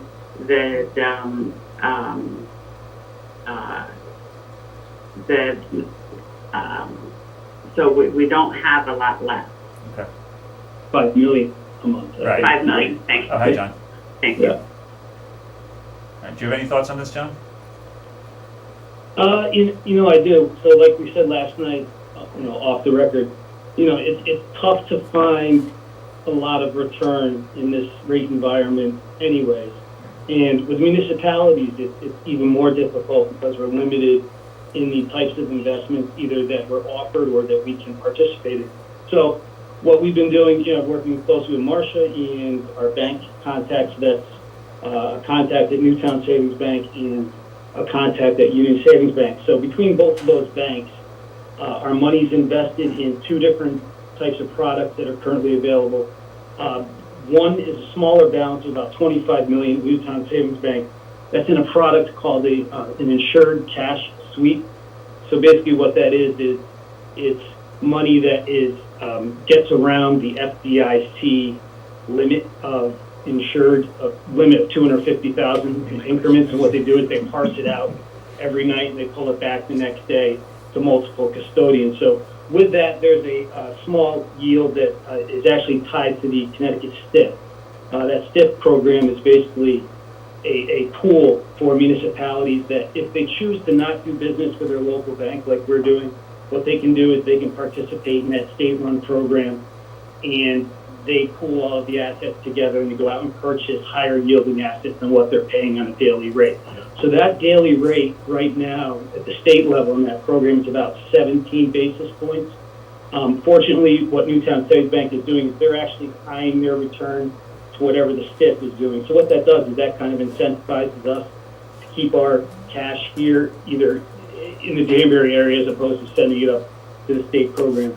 The second product that we're actually invested in is in a daily reset repo with Union Savings Bank. So what that is a basically an instrument that is fully collateralized. So basically we loan out the money to Union Savings Bank within their internal system. They have a relationship with a broker, and our account actually takes in securities that are fully liquid, very, very high rated securities. And what that does is that allows us to get a little bit of yield, and that's actually earning 20 basis points right now. So between the insured cash sweep product at Newtown Savings Bank that's giving us whatever the Connecticut stiff rate is, plus that repo rate of 20 basis points, both of them being liquid, we're really on top of wherever the market's going to go. So I know typically banks react a little bit slower. They have to deal with something called margin compression. So basically whatever they're paying out versus what they're earning, they have to figure out once the market raises rates, they have to figure out their product structure. So I don't anticipate that we're going to be able to find better yield elsewhere right now. So I think, long story, the bottom line is I think Marcia and Tara's projections are conservative, and I think they're accurate. Okay. And those products, Sorry for Yeah, no, I mean, I just looked. I mean, what I would have recommended was a Treasury money market fund, just because I would have been worried about the FDIC risk, which you just explained we were around that. And right now, I mean, I'm looking at one of the funds, I mean, it's paying 1 basis point. So it sounds like we are in a good spot, and you guys have done your homework, so I'm good there. Okay. And those products, assuming we stay in them, which there's no reason not to, they don't move with prime. Like 25 basis point increase in prime, is it going to increase that 0.2 to 0.4, right?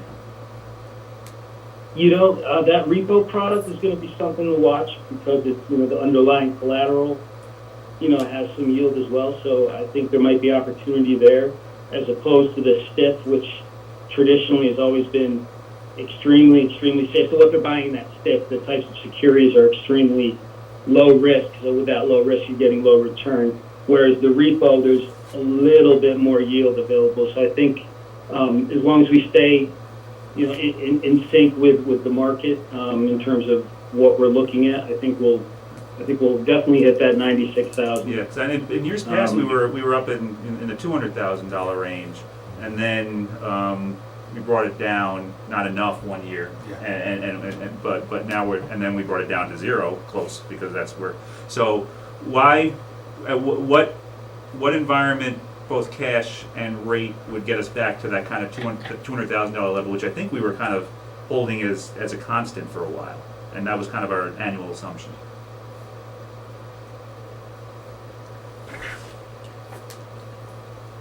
So these are the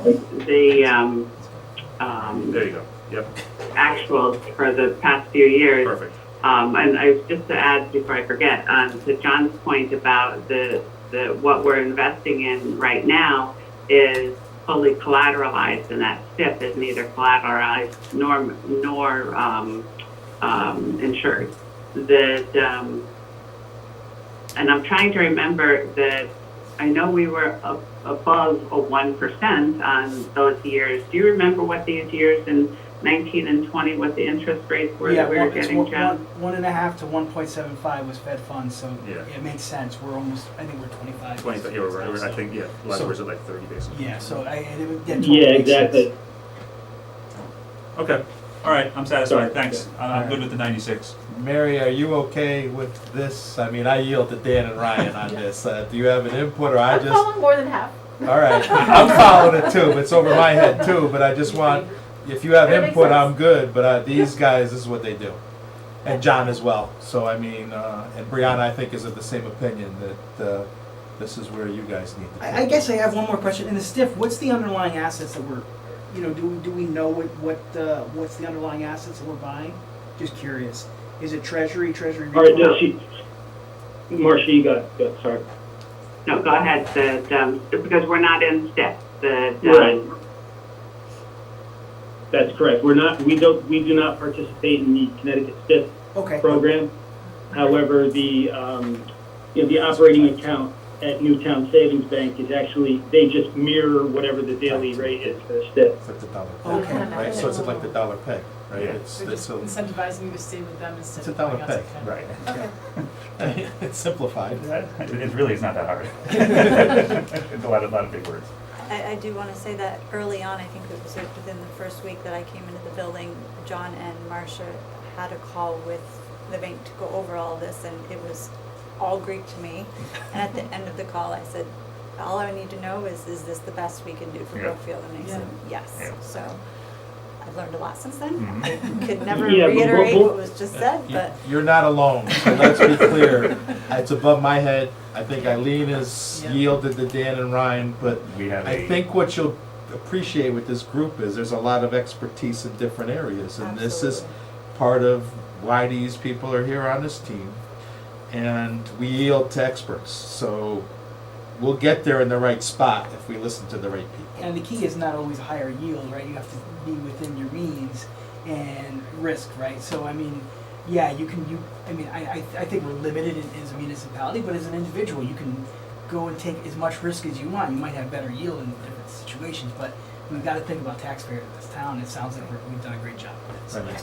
Yeah. And you had that conversation with John last I night a did, so little bit there's- too, yeah, so in full transparency that you guys talk about this, we do talk and try to get things right. and pat people on the back. Can't say it enough how wonderful our controller is, and we have a top-notch treasurer. So. Yep, for sure. All right, anything else on the Yes, revenue since there you're is. driving? There is. All right. So before we get to miscellaneous, we're at rents and royalties. Anything to talk about there? Rents and royalties, no, this is based on the leases that we have in place. All right. Miscellaneous revenue. I was a little snarky on day one. I get that way after a long day. $100,000 of miscellaneous revenue. You talked about that some of that was actually identified and might not be as miscellaneous as you think. So. Correct. So remember that 900,000 that we talked about just at the beginning of the meeting. That to me, when I see 900,000, although it's not a big percentage, I think that's a failure.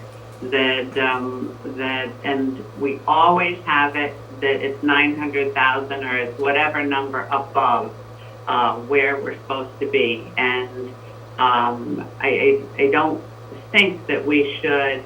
I don't think that we should skew it. With the expenditures, we always have to be under budget, and I was trying to take a little bit more risk so that we're not over conservative on the revenue. Yeah. That's what this 100,000 is. Okay. And the portion of that was known, or not known, but predictable FEMA money that should be coming in from one of those. I don't remember if it was Ida or Irma. Ida, yeah. So Ida, maybe next year will be Irma, but this year it's Ida. That we do have a case out there, not as big as Isaiah. So we do have some money out there for that. That we may get money from other places. The whole point of this is we just don't know. That, but there should be some from Ida. And the question is, do we, one of the things that we've got financed is with FEMA money. And I'd like to take the FEMA money that we already have and put aside to make sure that's covered. And then this would be next year's FEMA money, which would be Ida, that would go against this. Okay. And that's on the That's order. how That's I on the put order it. of like 35 or 40, or is that kind of the expectation? Pardon me? Is that on the order of like 35,000, 40,000, something like that? Yes. How much? But we never know because we don't know if we've got bats or owls or whatever it is that My they gut look is for roll that they dice. I could think her data, qualify everything for. her data and the sound just in her voice is this is not a stretch number. This Yeah. is based on some educated guesses. So I don't think 100,000. It's stretching a little, but I don't think it's a far stretch. I don't. I know. I agree. That's my gut. I'm asking if you want to roll the dice and go to 150. Marcia, if we went to 150, what happens? Where does your comfort zone go to? Well, I would be much more comfortable if I could say, here it is exactly what it is and where it comes from. Yep. But I just don't like that 800,000 we just talked about, or 900,000 that we just talked about. That I would say let's start slow. Right. I'm okay, but and see what happens. So 100 is pushing you to your max. It is, but, All right. you know, we could make it higher and know that we could, you know, all we can say about a budget is it's gonna be wrong, that, I just, We don't want to be wrong. I but don't wanna be, I think the goal is we're here, gonna, if we had the opportunity to push this under a reasonable expectations, that we wouldn't maybe have to cut something out on the backside to fill this. Yeah, we took the bump in supplemental taxes and increased that line item beyond what the 5-year average would have been without that. So if we throw this $900,000 into the 5-year average, and then take a little bit of a discount because it was so high this year, maybe there's some logic to it. I'm not saying I'm not gonna decide tonight, but maybe there's some, and I'm coming 180, because I was, 2 weeks ago, I was like, this is nuts, we should not increase it at all, so. Right. Yeah, Ryan, or Guyanine, Yeah, I'm sorry. My biggest concern is just the uncertainty in the economy right Yeah. now, and, you know, we have a lot of unknowns. You know, and maybe, you know, what's happening is going to impact taxes more than COVID did. I mean, COVID didn't go down like we expected to with the collected taxes and whatnot, but who knows what happens with inflation and that type of thing. So, I don't know, I'd probably err on the more conservative side and stay closer to the Okay. 100. Ryan? Yeah, I'm with Eileen, and I'm actually more with where Dan was 2 weeks. I don't like this. I don't like it because we don't know, and I think it's hard to get behind something that we don't know. I think that's what made my eyes pop out. Almost all the documents we have in this, and all these binders, was like, what's this number now? Exactly that. It's like it's money that will magically appear someday. And I'm sure it will. I mean, Marcia's. Yeah, it knows, looks like it but has over time. It's just it's hard to budget on something. I always tend myself. Anything I do is more conservative. So when I don't know and I can't back it up, it's hard for me to support that. But Brianna? I kind of like what Ryan just said. If I don't know and I can't back it up, and I feel like if Marcia's saying she's comfortable at 100, I'm kind of comfortable at that as well. so, just to be clear, I don't like numbers that I can't back up either, but I think that we could be blamed for being too conservative when we always have a big surplus in revenue. Mm. that's fair. All right. When we, because I'm going to ask you, and I know these meetings are a little bit longer, and I apologize. I'm going to ask you later to go back to your presentation, because I want to look at the ARPA thing, the chart, the ARPA chart that you guys presented to us. I think you had this revenue in there again with the revenue points, so we could see it again, right? There's 4 points of revenue, I think, from that one slide that you were bringing in, or did I miss something? I think you need to keep talking until I understand what you're talking about. On your presentation to the when you first presented your budget to the town last week, you had Yeah, a slide yeah. that showed where this revenue was coming from. Oh, yes, that I talked about different ideas of where this revenue might be coming from, Right. just from the history that, and we didn't really know that, I'm just coming up here now.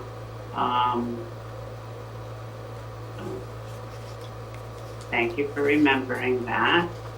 And I think there was 4 points that you brought up that we have a chance to Yep. capture. Yes, the FEMA, KERMA, those are the, and the rhyming ones that, No, we're not going to the car. are, Slide 25. other revenues. Okay. That, KERMA, we have been getting, approximately $50,000 a year from them,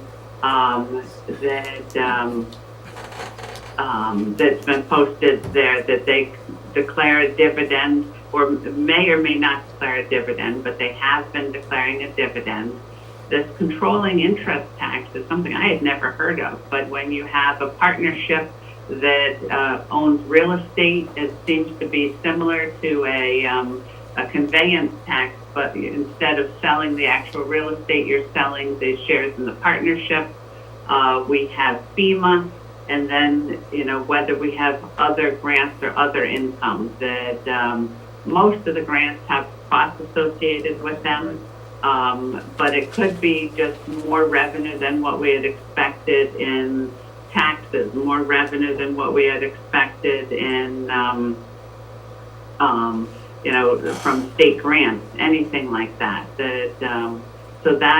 So it wouldn't necessarily be in this miscellaneous line. It could be in one of the other lines as well.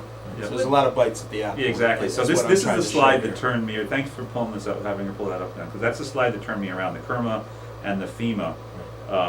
That is not guaranteed, but in my world, we call it repeatable. The KERMA in particular is repeatable revenue, not recurring, but repeatable. And how often is the KERMA paid in the last 5 years? Is it every year? Every year since I've so been that- here, That's why I want to they've go to paid it. this slide. We Right. have multiple bites at this apple for $100,000. And great, we might not get there, Yep. but we do have, it's not like a one and done. Like Right. if we flip a coin, it comes up heads, we win, you know, tails, we lose. There are numerous revenue streams here to get us to that 100. So that's what, this is the slide that got me from saying 100 is crazy to maybe 100 is conservative. And then you mentioned the FEMA, the COVID reopening, would that just fall into this year, or might some of that come into next budget season, and this budget that we're discussing? So with the FEMA, what we decided to do, since it's so volatile that, you know, because they throw in these miscellaneous woodland animals that could affect it, but then accountants don't know about them, that we had decided, and we worked with the auditors on this, because it took them a while to decide that we were right, that we would book it as revenue if it was obligated by them by June 30th. So their process takes a long time. So I don't know how fast they're doing these grants. So I don't know if it'll be this year or next year, and I don't know if we would, you know, as part of our Board of Education solution, if we would put some of that as revenue in the Board of Education. So that I don't know. But it would be general fund someplace, because we have not been recording for FEMA, the vaccinations, we have been recording those costs in the grant fund. So when the reimbursement comes in for the 2022 year, it'll go into the grant fund to offset those costs. But all these costs for reopening have been in the general fund, so it'll go in the general fund someplace. This year, next year, I don't know. Best strategy for Board of Ed or revenue, I don't know that either. But we should be talking about that tomorrow. Okay, before Dan gets on to his next Yeah, go ahead. questions. If we're looking at all these revenue streams right now, and we brought up this one and we brought up the regular revenues, are we conservative on these? Because that'll lead into Dan's next thing. Are we on the conservative end of this, or are we moderate, or where are we at on these revenue projections? I think that it depends on the economy. That in our past, we've been conservative because we have always been under. But as soon as that economy tanks, then all of a sudden we're not conservative anymore, and we may be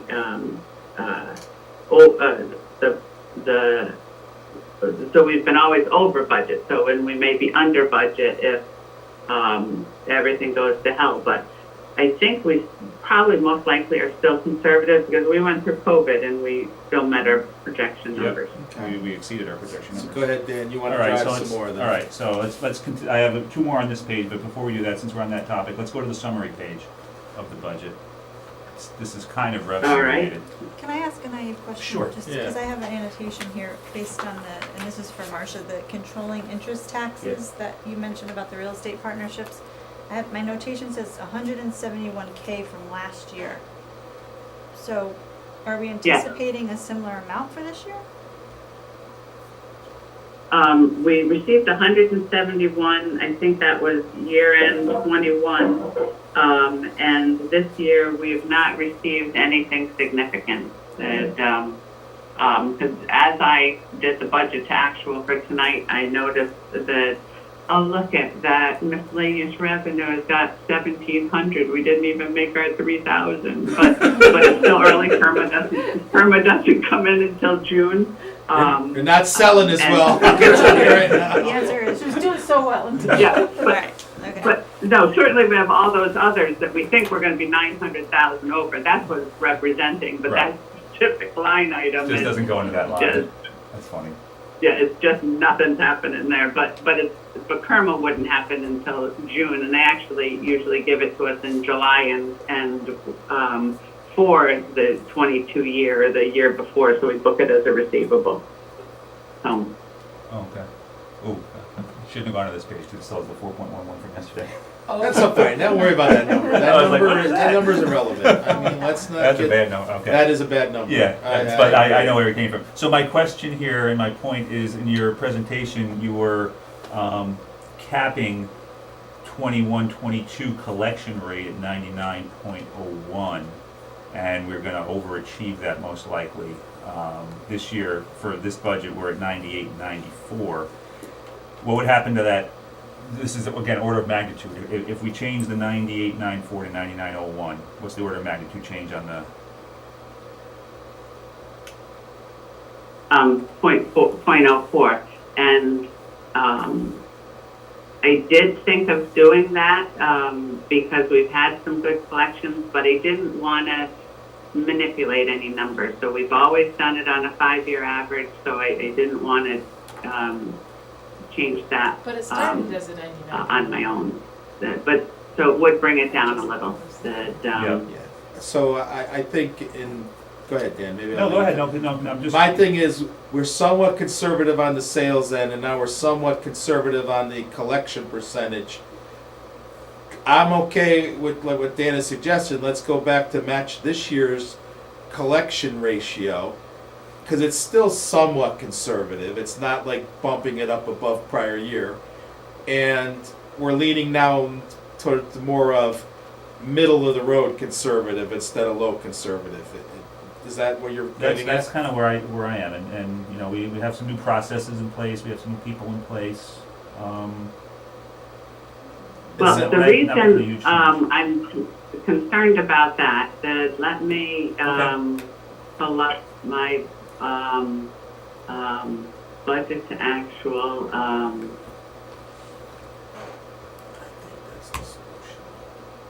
That I'm concerned because we're doing it based on averages. So I'm the 5-year averages, and I did pull out. Maybe I am being too conservative on it. Can't talk and think here at the same time. Too conservative and try to push the budget conservative, even on expenditures. So how would the 5-year averages, I mean, with the COVID years, So how does that, I don't know what the, I took the financial COVID year terms out. That so let me just. So maybe you'll say that's too conservative. That because if you look at last year, that I thought that was skewing it too much. And the reason for this big number, this is how much was collected in each of the months, and this is a strange number because of March, because of when we were able to send out collection letters. Yep, I remember. And so I thought that was skewing our numbers. That so instead of using 7.43, I did a 5-year average of the other years. So that's one place where I made it more conservative. 99.22 would be a great collection rate, but then that's a lot higher than what we had. That in other years, if we look at um, this, this one year we did have it that high, but it's still a lot higher What is the change? that, where are we going with the economy, that, and that's why, you know, because all of this is just a crapshoot, that, I did the 99.1, and so Alright. maybe it was too conservative because I brought it down twice. Yep. Once by That's manipulating where- the what years we're gonna average, and then once by saying, instead of 99.22, 99.01. Can you go back to the main page, Marcia, the summary page? What dollar amount did Oh, it the change? Forget the percentage, because I messed you all up with my inputs last night. Forget the percentage increase. When we change the collection rate, what does that increase the revenue dollar-wise? All right, Because I messed up the expenditures by our add-ins. yeah, well, I can take those out pretty quickly. That, so 99.01. Right. That, right now, we're at 71,691. Let me just, do it like this. Plus 71,691, 110. That minus 71,691, 110. And if I were to do 99.01, Doesn't move it because it's on the value of the mill, it doesn't change, it's not changing the collection, it changes the value of the mill. oh, correct. That, because we didn't change the budget. Yes. Thank you. Yep. So how do we know what we're moving dollar-wise when we do this? Let me think about that. Because dollar's going to make, you know, this move, it's only $10,000, it's a new point. If it's 100,000, it's something to consider.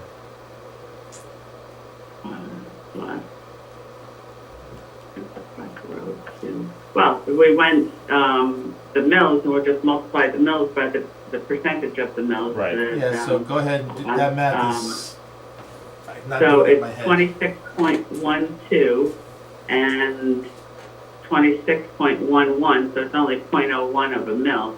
That, point,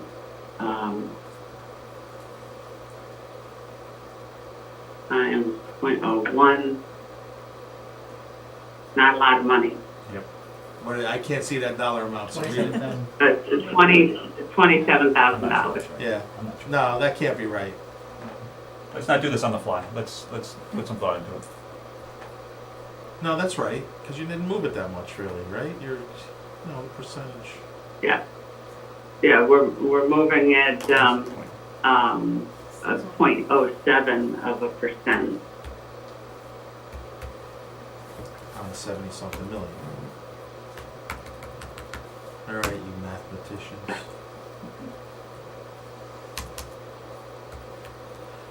I just am afraid, Marcia, if we're conservative, and I know why we did it in years past. I get what we did, but if we're conservative on all sides of this, are we going to suffocate ourselves trying to keep it down below a 4% increase? Like if we were trying to be in the mid-threes, are we going to suffocate ourselves on the expenditure lines by being so conservative on the revenue lines? Yep.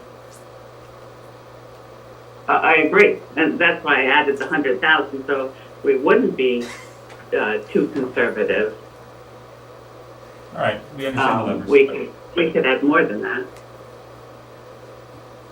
I'm okay with what we've talked about, and I think maybe this is something we revisit at the end when we see where we Right. land and fine tune this. Yep.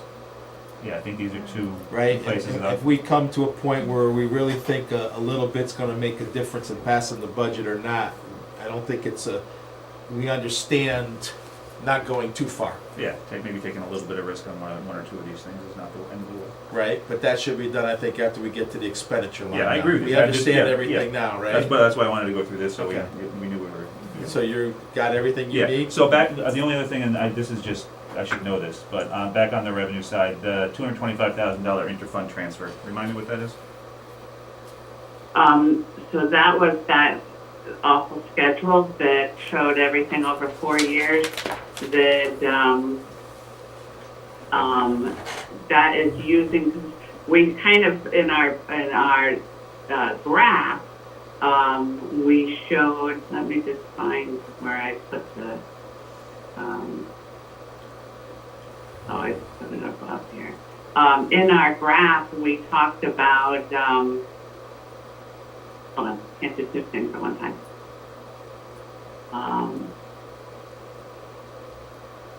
We talked about using premium, ARPA, and then some other things. But when we tried to, and that was just off the top of, close enough for a graph. For this one, that when we're actually scheduling it out, it was premium, but because we dropped, we were trying to match this premium, this amount of balancing to what we had last year. So we had the premium was smaller, so we made up the difference with some of the lost revenue. We had talked about 1.9 as lost revenue, so here's the rest of the lost revenue. And then we would use some of the available fund balance that we have in capital non-recurring as of June 30th of 2021. Those are those amounts. And then we would have to use, we've got that 771,000 of available fund balance based on the fund balance policy. That would be used, and then we would have to come up with another 350 in the years 22, 23, 24, 25 to use in 26, which, since we always have to come in under budget on the expenditures, it shouldn't be a stretch to say that we could find 350,000 over 5 years. Yep. But so that's where the 225 came in, and the reason 225 is pulling those together, they total up to 1.675, which would be similar to the 1.677 last year. Perfect sense, thank you. You I'm good? good, I'm good. Eileen, are you good? Good. Ryan? Good. Mary? Good. Brianna? Good. Kara? If you all are. I like that chart. That's where Marcia and I started, and ad nauseum we That's a good played chart. around with it to, and that's what we went after It's a for good many, chart. many hours. Good. Very good. All right, we tackle revenues. We're on to the next items, which was just general discussions, RBAC meeting minutes, and the ARPA scorecard. Do you have the RBAC meeting minutes, Marcia? Let me find them. You told me to have them ready, and I have them here. No, I asked you to have them ready. I didn't tell you to have them ready. You asked me to have them ready, Strongly. and I do. So I will talk to this a little bit. I am a member of the ARPA committee. I mean, not the ARPA committee, the OPEP committee. Harry is as well. He's had, because of this transition, he's had other meetings. Hasn't been as involved. He's going to be more involved along the way. But they entered into a contract that we've seen also before. Not a contract, but we sent a policy to the ratings boards and to everybody of what we should be funding. We saw that at our last meeting, like 1 million we should be funding now. That's not achievable. We still have a liability that we need to be paying down. The lines are going to cross at some point where the liability is going to go away and the funds are going to be more than the liabilities just by attrition. But we don't know exactly where that is. Marcia showed that in her graph the last time, that we can't predict that. So the people on this committee, Michael Mattson, Belden, and Scott McCarty is on there, all people that have been involved in the town a lot of years and in town committees and functions, really feel, see, there's the funding plan that we gave. Now, we know this isn't realistic, and in the red you can see there was a motion in July of 2018 that we can move this around. They strongly believe that even putting a little in there just shows good faith that we are following the plan and that we won't take a hit, an unnecessary hit on our ratings. So they, and you can see this is from the meeting of the minutes, item 4. the committee consensus of the experts in this field say that we should fund a minimum of 150K to make it equal to last year. I don't know if we can do that. We in our play put in last night, we put 100,000 back in. Because Marcia also brought up the fire department liability that we have, and we're gonna talk to that Monday night with the fire department and try to find a solution to that problem. So I still feel comfortable with the 100,000 that we added back in because it's an effort coming out of a COVID year. We can explain it away, saying we had years of COVID, we didn't fund this, we have taken on a new school project, and we're still meeting our liabilities. So Dan, I was okay with the 100 last night. It felt right, and this discussion. No, I think we have to fund something. Zero, I don't think is an option. I think that would send the wrong message to everybody, to the RBAC committee, to the rating agencies. So some number is needed. 100s feels. I mean, there's no logic to it other than it feels right, and I think it'll fit. Eileen, Yeah, I'm with you. Ryan, Have we heard from the rating agencies where they're comfortable? I'd hate to throw 50 or 100 when, you know, it doesn't make sense to them. They need 150, or does it even say they don't really even need it? I'm just curious because it looks like what we cut it. we cut it to 2 years Yeah, because of cut it 2 COVID. years We from cut it COVID. COVID because of 2 years. So in 2018 was 200,000. And Marcia does have logic. We are funding some of this. She's going to bring up something that we put 400,000 in here. Slide 28 tells what the rating agencies said. So we did talk to our financial advisor, and he is our liaison with the rating agencies, to say we're thinking of not funding anything. How would that affect us? And he said, you know, ideally you fund it, but it won't move the needle one way or the other on its own. And our bigger move of the needle is all our debt, and we knew that coming in. They knew that coming in. That's why they wrote this. So this is from our rating report. They had said they didn't see it as an immediate credit risk. They already brought us down from strong to weak because of all our bonded debt, and that's why we're prioritizing bonded debt or paying cash for capital more than we're prioritizing OPEB. Right. And then, but this is where I feel like you don't give people 2 doors to walk through. If you can close off one a little bit, it takes them, they can't take pop shots at you from multiple angles. Like, you failed on this point, you failed on this point, you failed on this point. If we can show some funding, I think we're better off. And I understand the impact that. Right, and then I don't disagree with you, and 100,000 compared to our, you know, $120 million of debt, either way is so I don't disagree with you. Okay. Instead of fighting 2 fronts, we can maybe limit it to 1 front if we got down to that point. And especially with radios, we're adding our bonded debt, so we need to make sure that we're still showing the effort on the OPEB. Mary, your thoughts? Yeah, I wouldn't want to cut it out completely. Brianna? No, I don't think we should cut it out completely. I think the 100 is good, and I'm with you. I feel like we're giving a little bit of everything, especially like Eileen said with the radio. That's a whole other thing. I also think if we keep trying to fund it a little bit each year, as we get through this bubble, we can increase it. But once you stay at 0 for 5 years in a row, we might not be able to get back to that level of where we need to be. So I'm comfortable with the 100, and I think our back committee would be comfortable with the 100. It's a movement in the direction. Now, we understand that's going to push this up, the budget from 3.19, but I think with their expertise that they have on that side, where we are with the bond rating, I just think it's prudent. I really do. I absolutely can see both sides to this.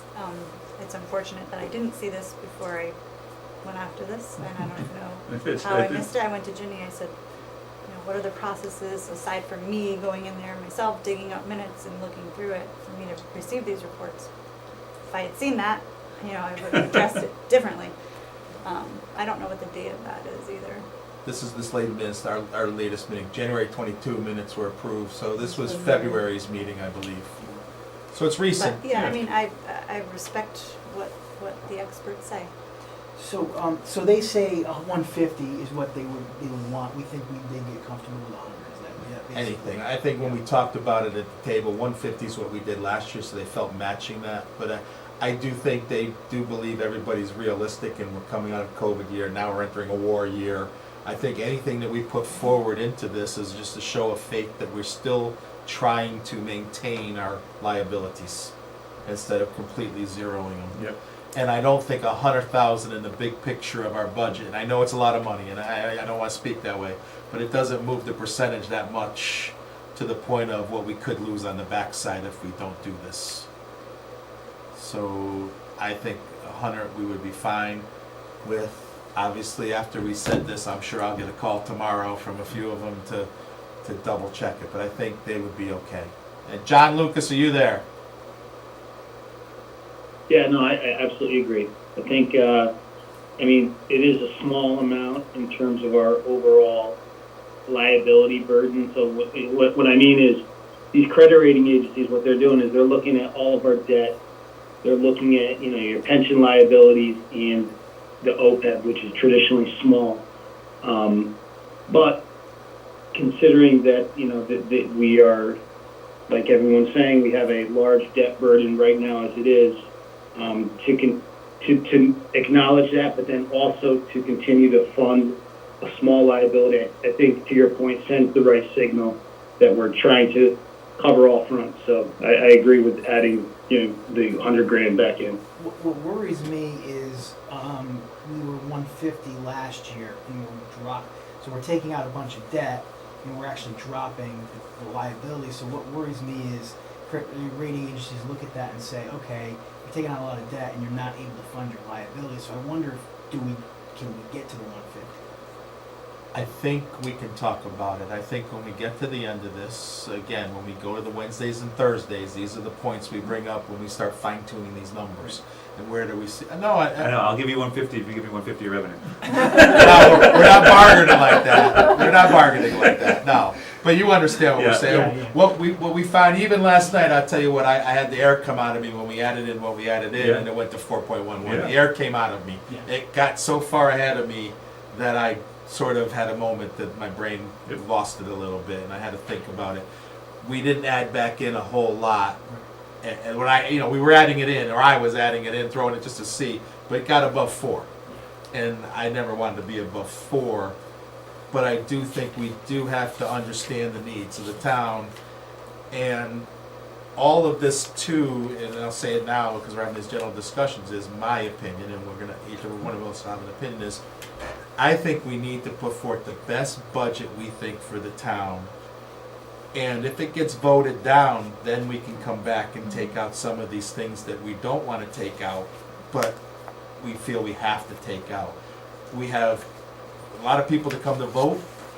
Let's try to put forth a budget that fits our needs, fits our liabilities, like we do. And if the town votes it down, then we have to go back to the drawing board of maybe we don't fund OPEB. But Then we take out that liability. It's gonna hurt. Yeah. And Tara, you can throw your opinion in here too on this, is I think we try to meet our liabilities. It may be a number, I know 3.19, you really tried to get it to 3.19, that's actually a good number. But I think it's gonna be more, to fund our liabilities. You said there's things you haven't seen before that we're actually showing you for the first time.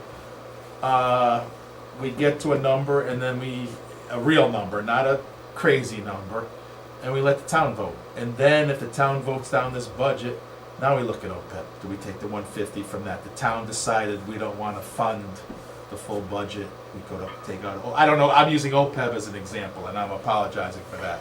But do you understand the logic of Yeah, I absolutely do. I would say that I think that's a fair assessment. I think that we still have to give it our best shot, and the last thing we want to do is continue to stick our hands in the pockets of taxpayers. Yes.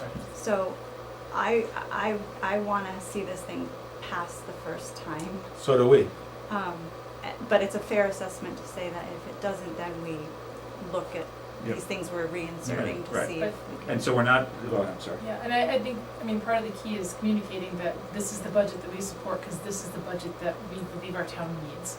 You know, this supports our assets, it supports our community members, and that's, I mean, it's a hard message to get out, because not everybody sees newsletters, we don't have a local newspaper and that type of thing, but that's really what our job is. Like, we're going through and we're working with the numbers, we're talking to the stakeholders and the departments and the schools, and making sure that they're getting what they need, and there's not a lot of fluff, there really isn't fluff here, but it costs money to run a town, and there's some catching up that we've been doing from past years, and we're still working on that, and, you know, we don't wanna fall back into that pattern of, you know, it's easy to take out some low-hanging fruit right now, but that's gonna kick us in the butt later on.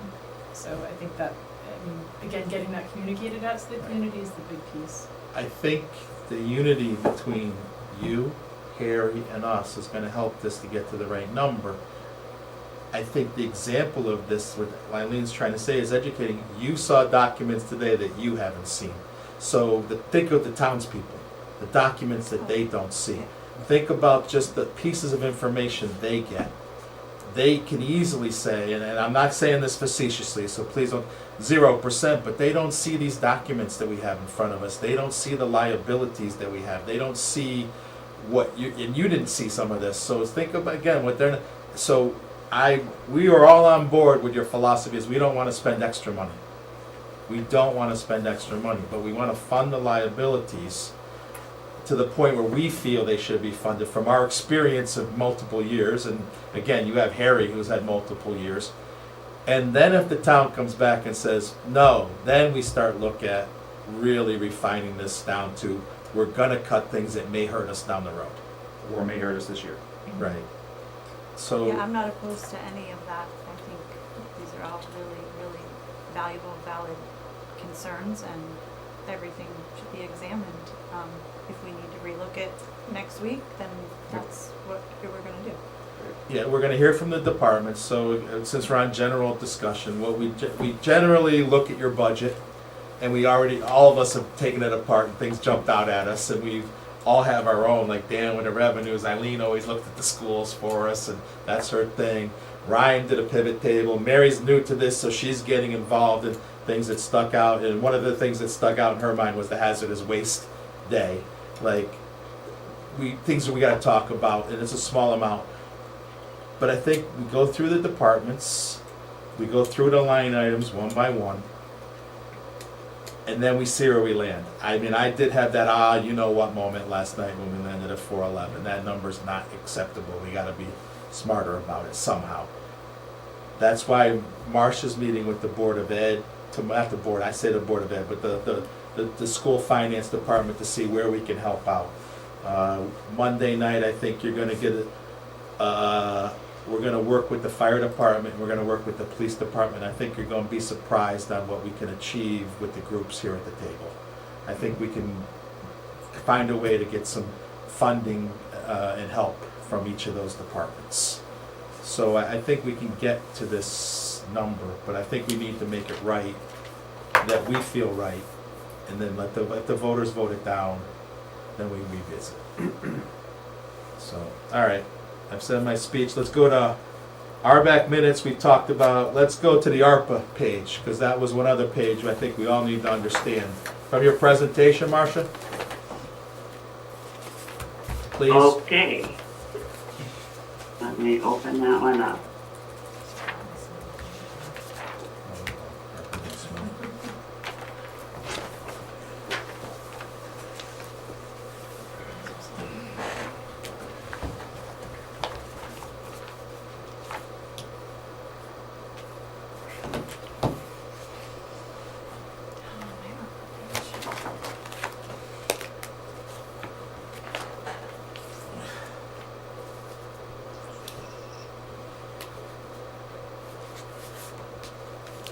Did we have it in the presentation, or was that a separate Yeah. one? Slide 13.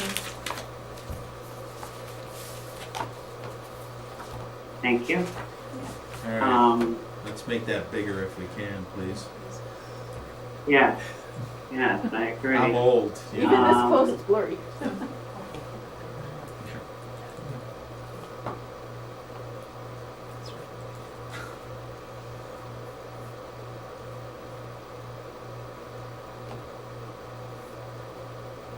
That's not gonna work. Go to slideshow. Um, Go to slideshow.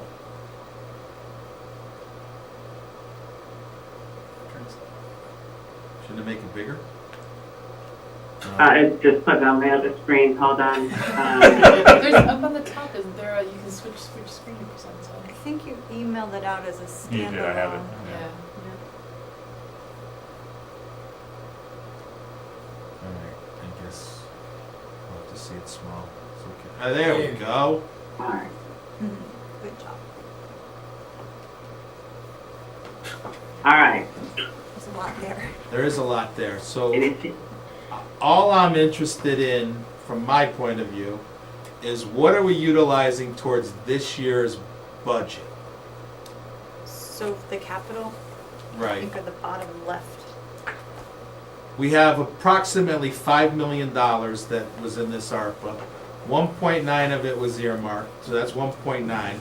The ARPA committee had 2.4 million, so that's 4.3? Mhm. So we have 700,000 in there in the mix, which is what you utilized for the vehicles, correct? That's the. I'm just- it was a little more than 700,000.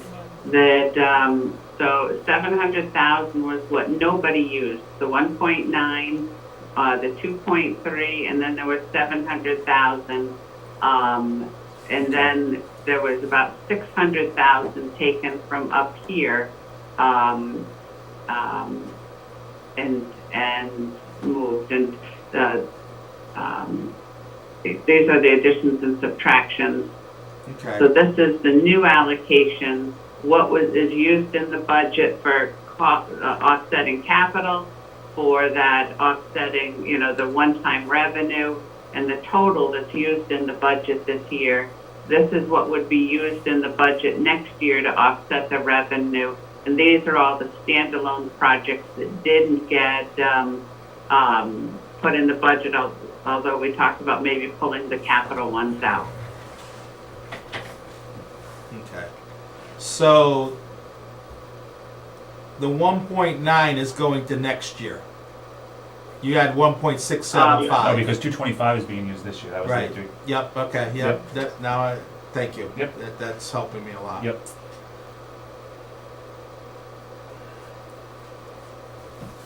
What was that used for this year? That was The to balance out the 225. print, the bond print, yeah, yeah. That was that number. Yeah, that we worked on. Thanks. So Yep. the balance of that's going to next year. So I guess in this big picture of things,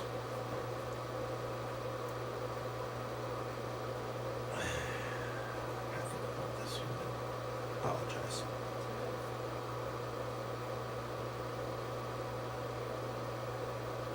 We're using 1, 3, 4. Most of that's all capital. Then we are using in this year's budget. So we're using 50,000 for the services, the 53,000 for the vehicle, the ambulance replacement. That's where we're leaving the 318, but we're leaving in their reserve balance on that account. The engine, we're leaving in the 175 reserve balance and funding it fully out of ARPA. The rest are the tools that they require, training kit. Okay, so on this, I'm okay with what we're doing with the capital. I think that's good. I think what we gotta keep on this, and I think you are keeping on this, Tara, is the rest of this money, we really probably should push it forward on the in-between balance if we're gonna fund these programs. And I think what we have, in just my opinion, and this is my opinion, so let's be, like the small businesses are hurting, there's the social services money. I think they all feel that, they need this and we need to get it out instead of, you even ran on it. And this isn't like this isn't busting in any way, that you felt we should get this money out to these people. Yeah, and ASAP. the committee just wrapped up. Yep. And nothing happens in a New York minute, and there's still a lot to understand as far as the process that the EDC is going to use to go after Right. receiving applications, sifting through what all that means, and We're There's on still board so with many- all that. I just want to make sure we don't lose sight of that Oh, from we're our not. point of view. And, from the numbers here, that I know you wanted to get it out early, you ran on that, and I respected that, that's not a problem. We need to not forget about that money, I think, is what I'm trying to say. I think what you have here earmarked, capital-wise, I think we're all okay with what we're spending this on, because it's one-time purchases. Marcia, you agree, right? Yes. The next year, we knew we were gonna take that 1.9 or the balance of the 1.6 because we don't have anything to offset the debt bubble.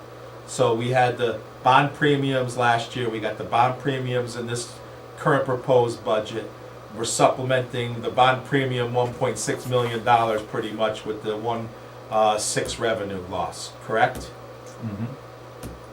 Marcia, yes? Yes, yes. Okay.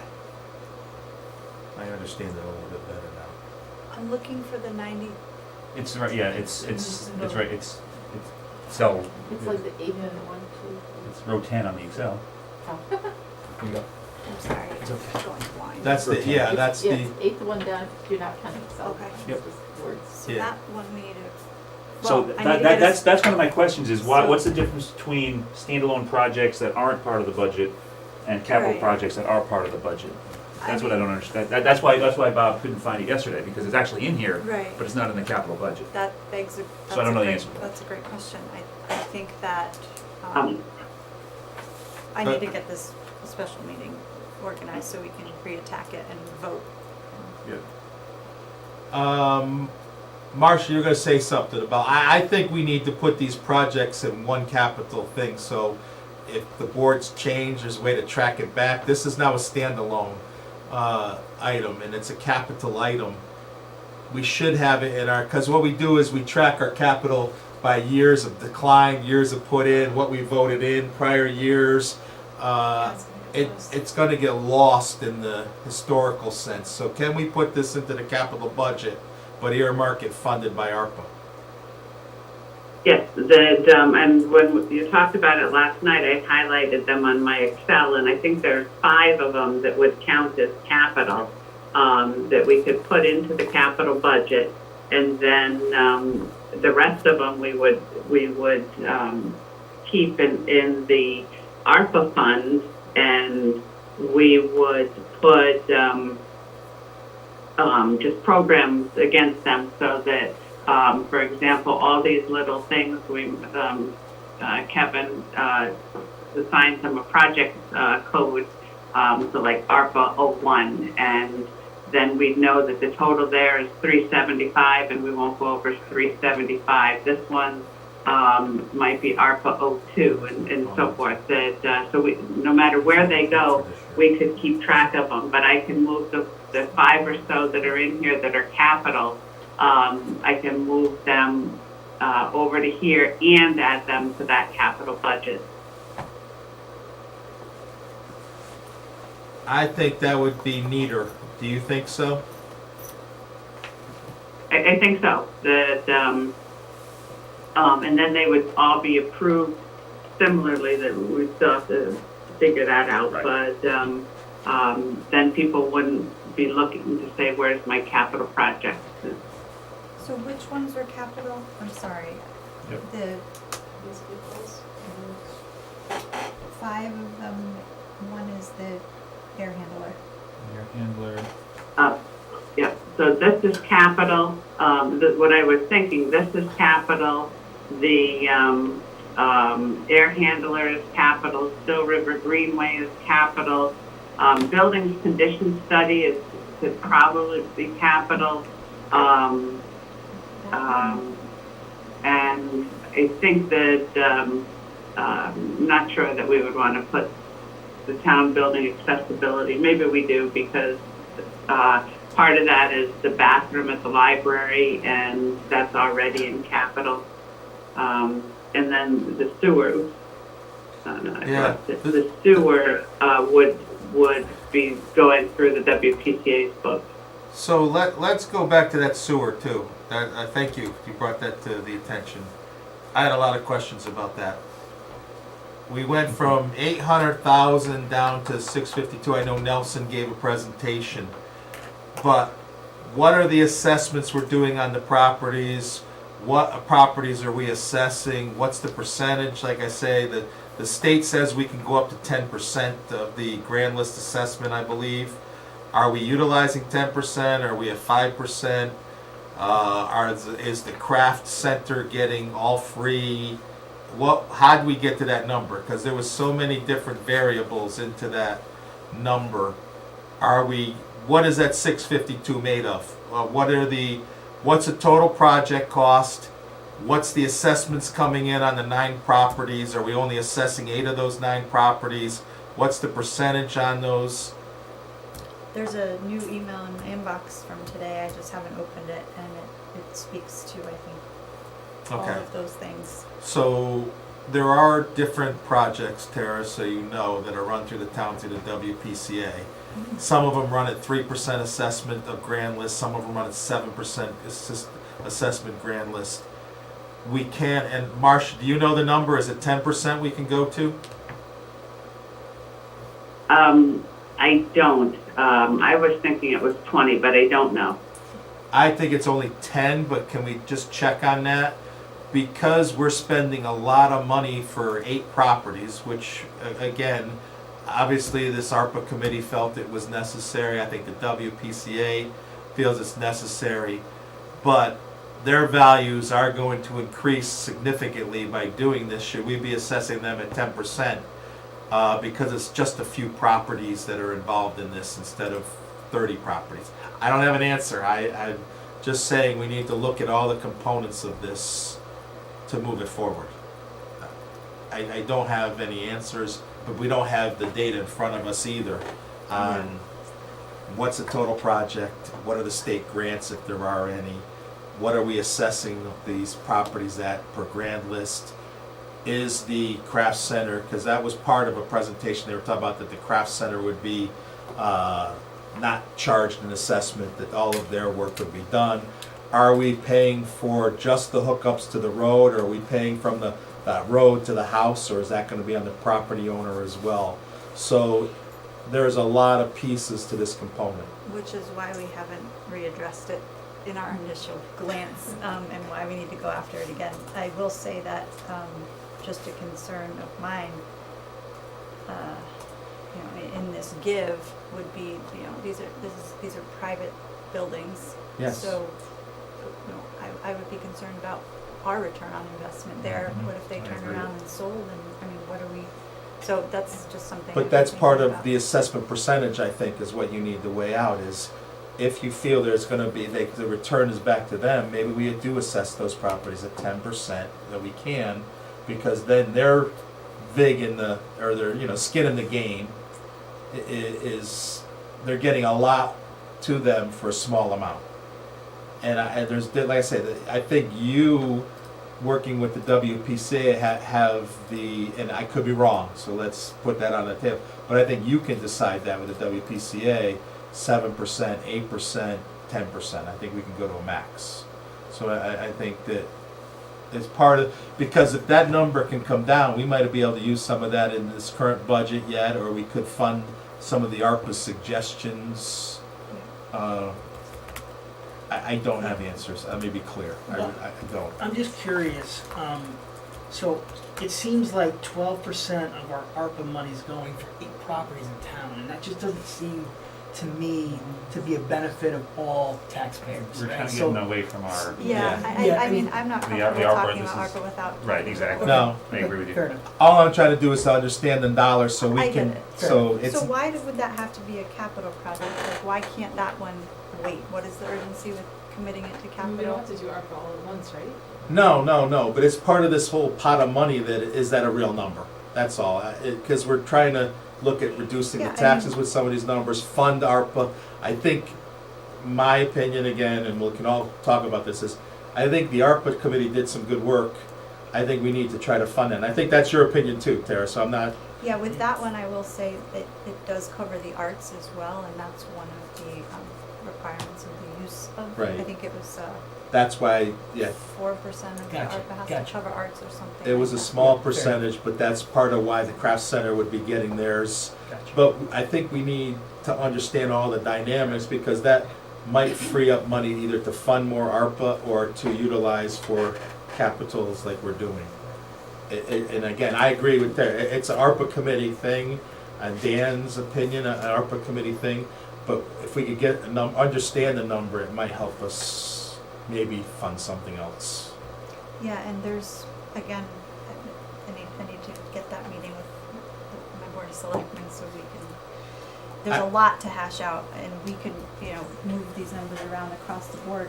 Another one that is concerning to us is the behavioral health person, because we're gonna be having them for 1 or 2 years if we can even find that person. And then what, Yep. we're gonna eat that cost if we wanna retain that individual, so there's just a lot going on there. I agree. I just think we need to understand that big number. Yeah, that's fine. That No, might that's fine. free up, That's and fine, we're not yeah. gonna step on anybody's toes. Yeah, Dan, that's and my I- priorities, we're just getting the number right. Yeah. Get the number right, so we can, Yep. I think our goal here is to just make sure numbers are right, That's make exactly sense, and then give departments tools Yep. to operate within. I think if we fine tune the number, again, the first select woman hasn't had the experience of a lot of these things, that we try to help to give the tools to the departments. And that's a big number that we're because we're looking at using some of this money for budget supplements, for capital supplements, and let's just understand the number. Yep. Nothing more, nothing less, because once you understand a number, then decisions can be made. And they may not even be in our area, Yep. but it may be, Eileen, your thoughts?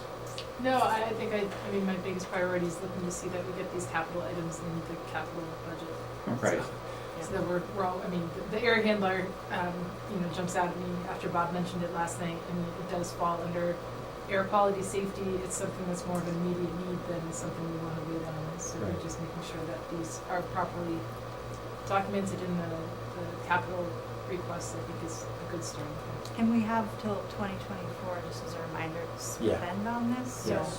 again, just so for my own clarification, I'm just using this as an example, if we waited to commit that, let's call it $650 for the sewer project to next year's budget, in capital, Yeah.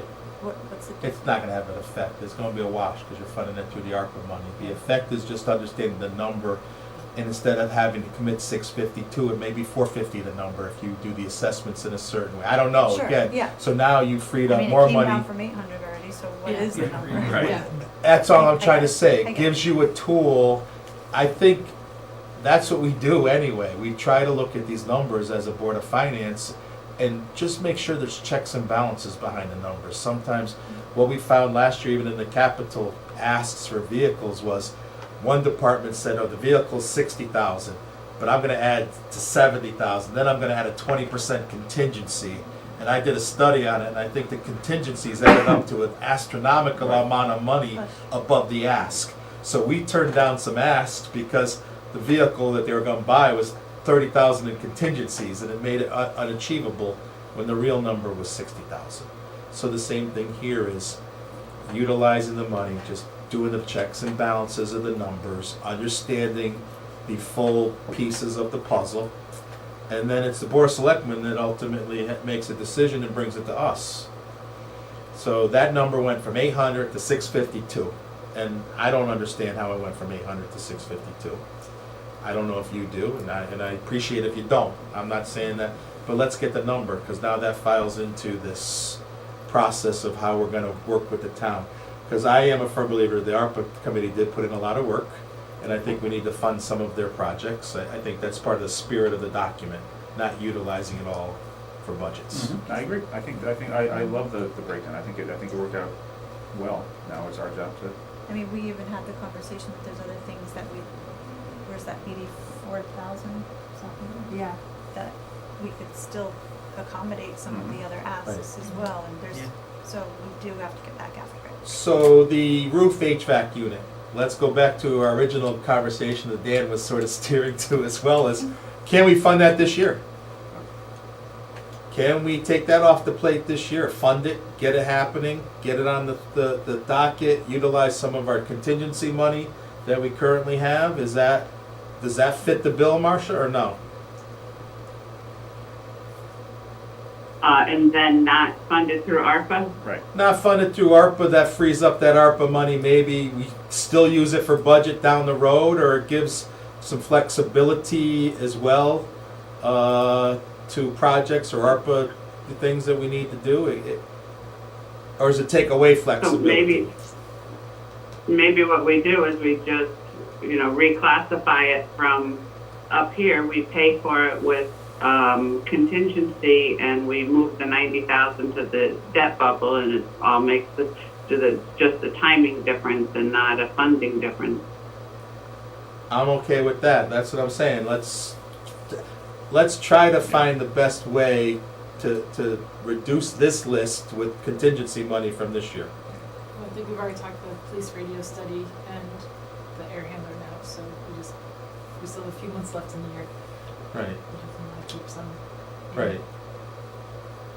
That's not really pushing the 300,000, I don't see, and we have extra revenue coming in too on top of that, so I'm not saying spend it all, but if we could take a few of these off, it still's gonna reduce some liabilities somewhere down the road. Some year, it's gonna help us. Marcia, can you look at that then, please? It's part of the exercise we talked about I've earlier. written Yeah, it, it is part of the I've exercise. written it down. Okay. I don't have any more on ARPA, I understand it. The only thing I'd like to see is the WPCA numbers, just to so we understand it. And if we get asked questions about it, we can speak to it even in public. Can we have the discussions at one of our future, maybe next month's meeting, and go through these things that aren't on this year's list, but definitely some of the standalone projects? I'm okay with that. I mean, we could have a joint meeting even with the ARPA committee. We could do Board of Finance, Board of Selectmen, the ARPA committee, and everybody can ask their questions. WPCA, be happy to share. And I'm happy just to be share what clear, I the have. selectmen approved this column. Yep. They have not yet made a motion to approve this column. Gotcha. Yeah, we understand that, and that's part of, right. Okay. They approved that column there in the capital, but we can move that if we have other revenues and other ways to do that, correct? Yes. Any other questions on ARPA? I just wanted to see this so we had to all talk about it Yep. and understood it. So any other questions? Brianna, a question on ARPA? No, I'm good. All right, I think for those general discussions, I think we're good. We try to limit this to 9:30. We talked about that in the past, and I didn't even know it was this late. So, is there any other things we want to talk about tonight on general discussions of budget? No. Okay, I think that's a good ending point. Any other items to come before the board? No. Public comment. Anybody with public comment? Oh, Harry, Mr. Harry Shaker, yes. Harry Shaker, 87 Long Meadow Hill Road. I think that the reduction in the sewers, I think that there was a grant that was found. Okay. I think that's what the reduction of the 200 and change was. As far as the boys' locker room, I know that we have 1.3 for that, and what I would like to see them do is, what can we get for 1.3? That's a lot of money, and it's not that big of an area. And I think rather than think of spending 2 million or 2.5, have them, what can we get for 1.3? And I don't like to use value engineering because that's just saying cuts, but redesign it to where that'll fit. And lastly, I want to publicly thank Dan DeVorsis for giving me a ride home last night. Are you asking for another one? Is that what you're doing? As I realized that my wife dropped me off for the meeting and I didn't have a car, so. But really, thank you very much to everybody here, on the screen, at home, and especially Marcia for being so thorough and really being creative. And it needs to get out to the town just how creative and thoughtful everybody is here, so. Great. Thank you. Thank you. We don't usually discuss the public comment, but I will address that last thing.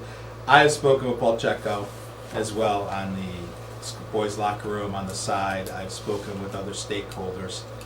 And I do think we should look at the outside bathrooms and make sure we fund these things for the town, because people do go to these football games people do have, use the track as well, and to get bathrooms in, then to get the boys' locker room up to a par. It may not be the state-of-the-art cardiac unit.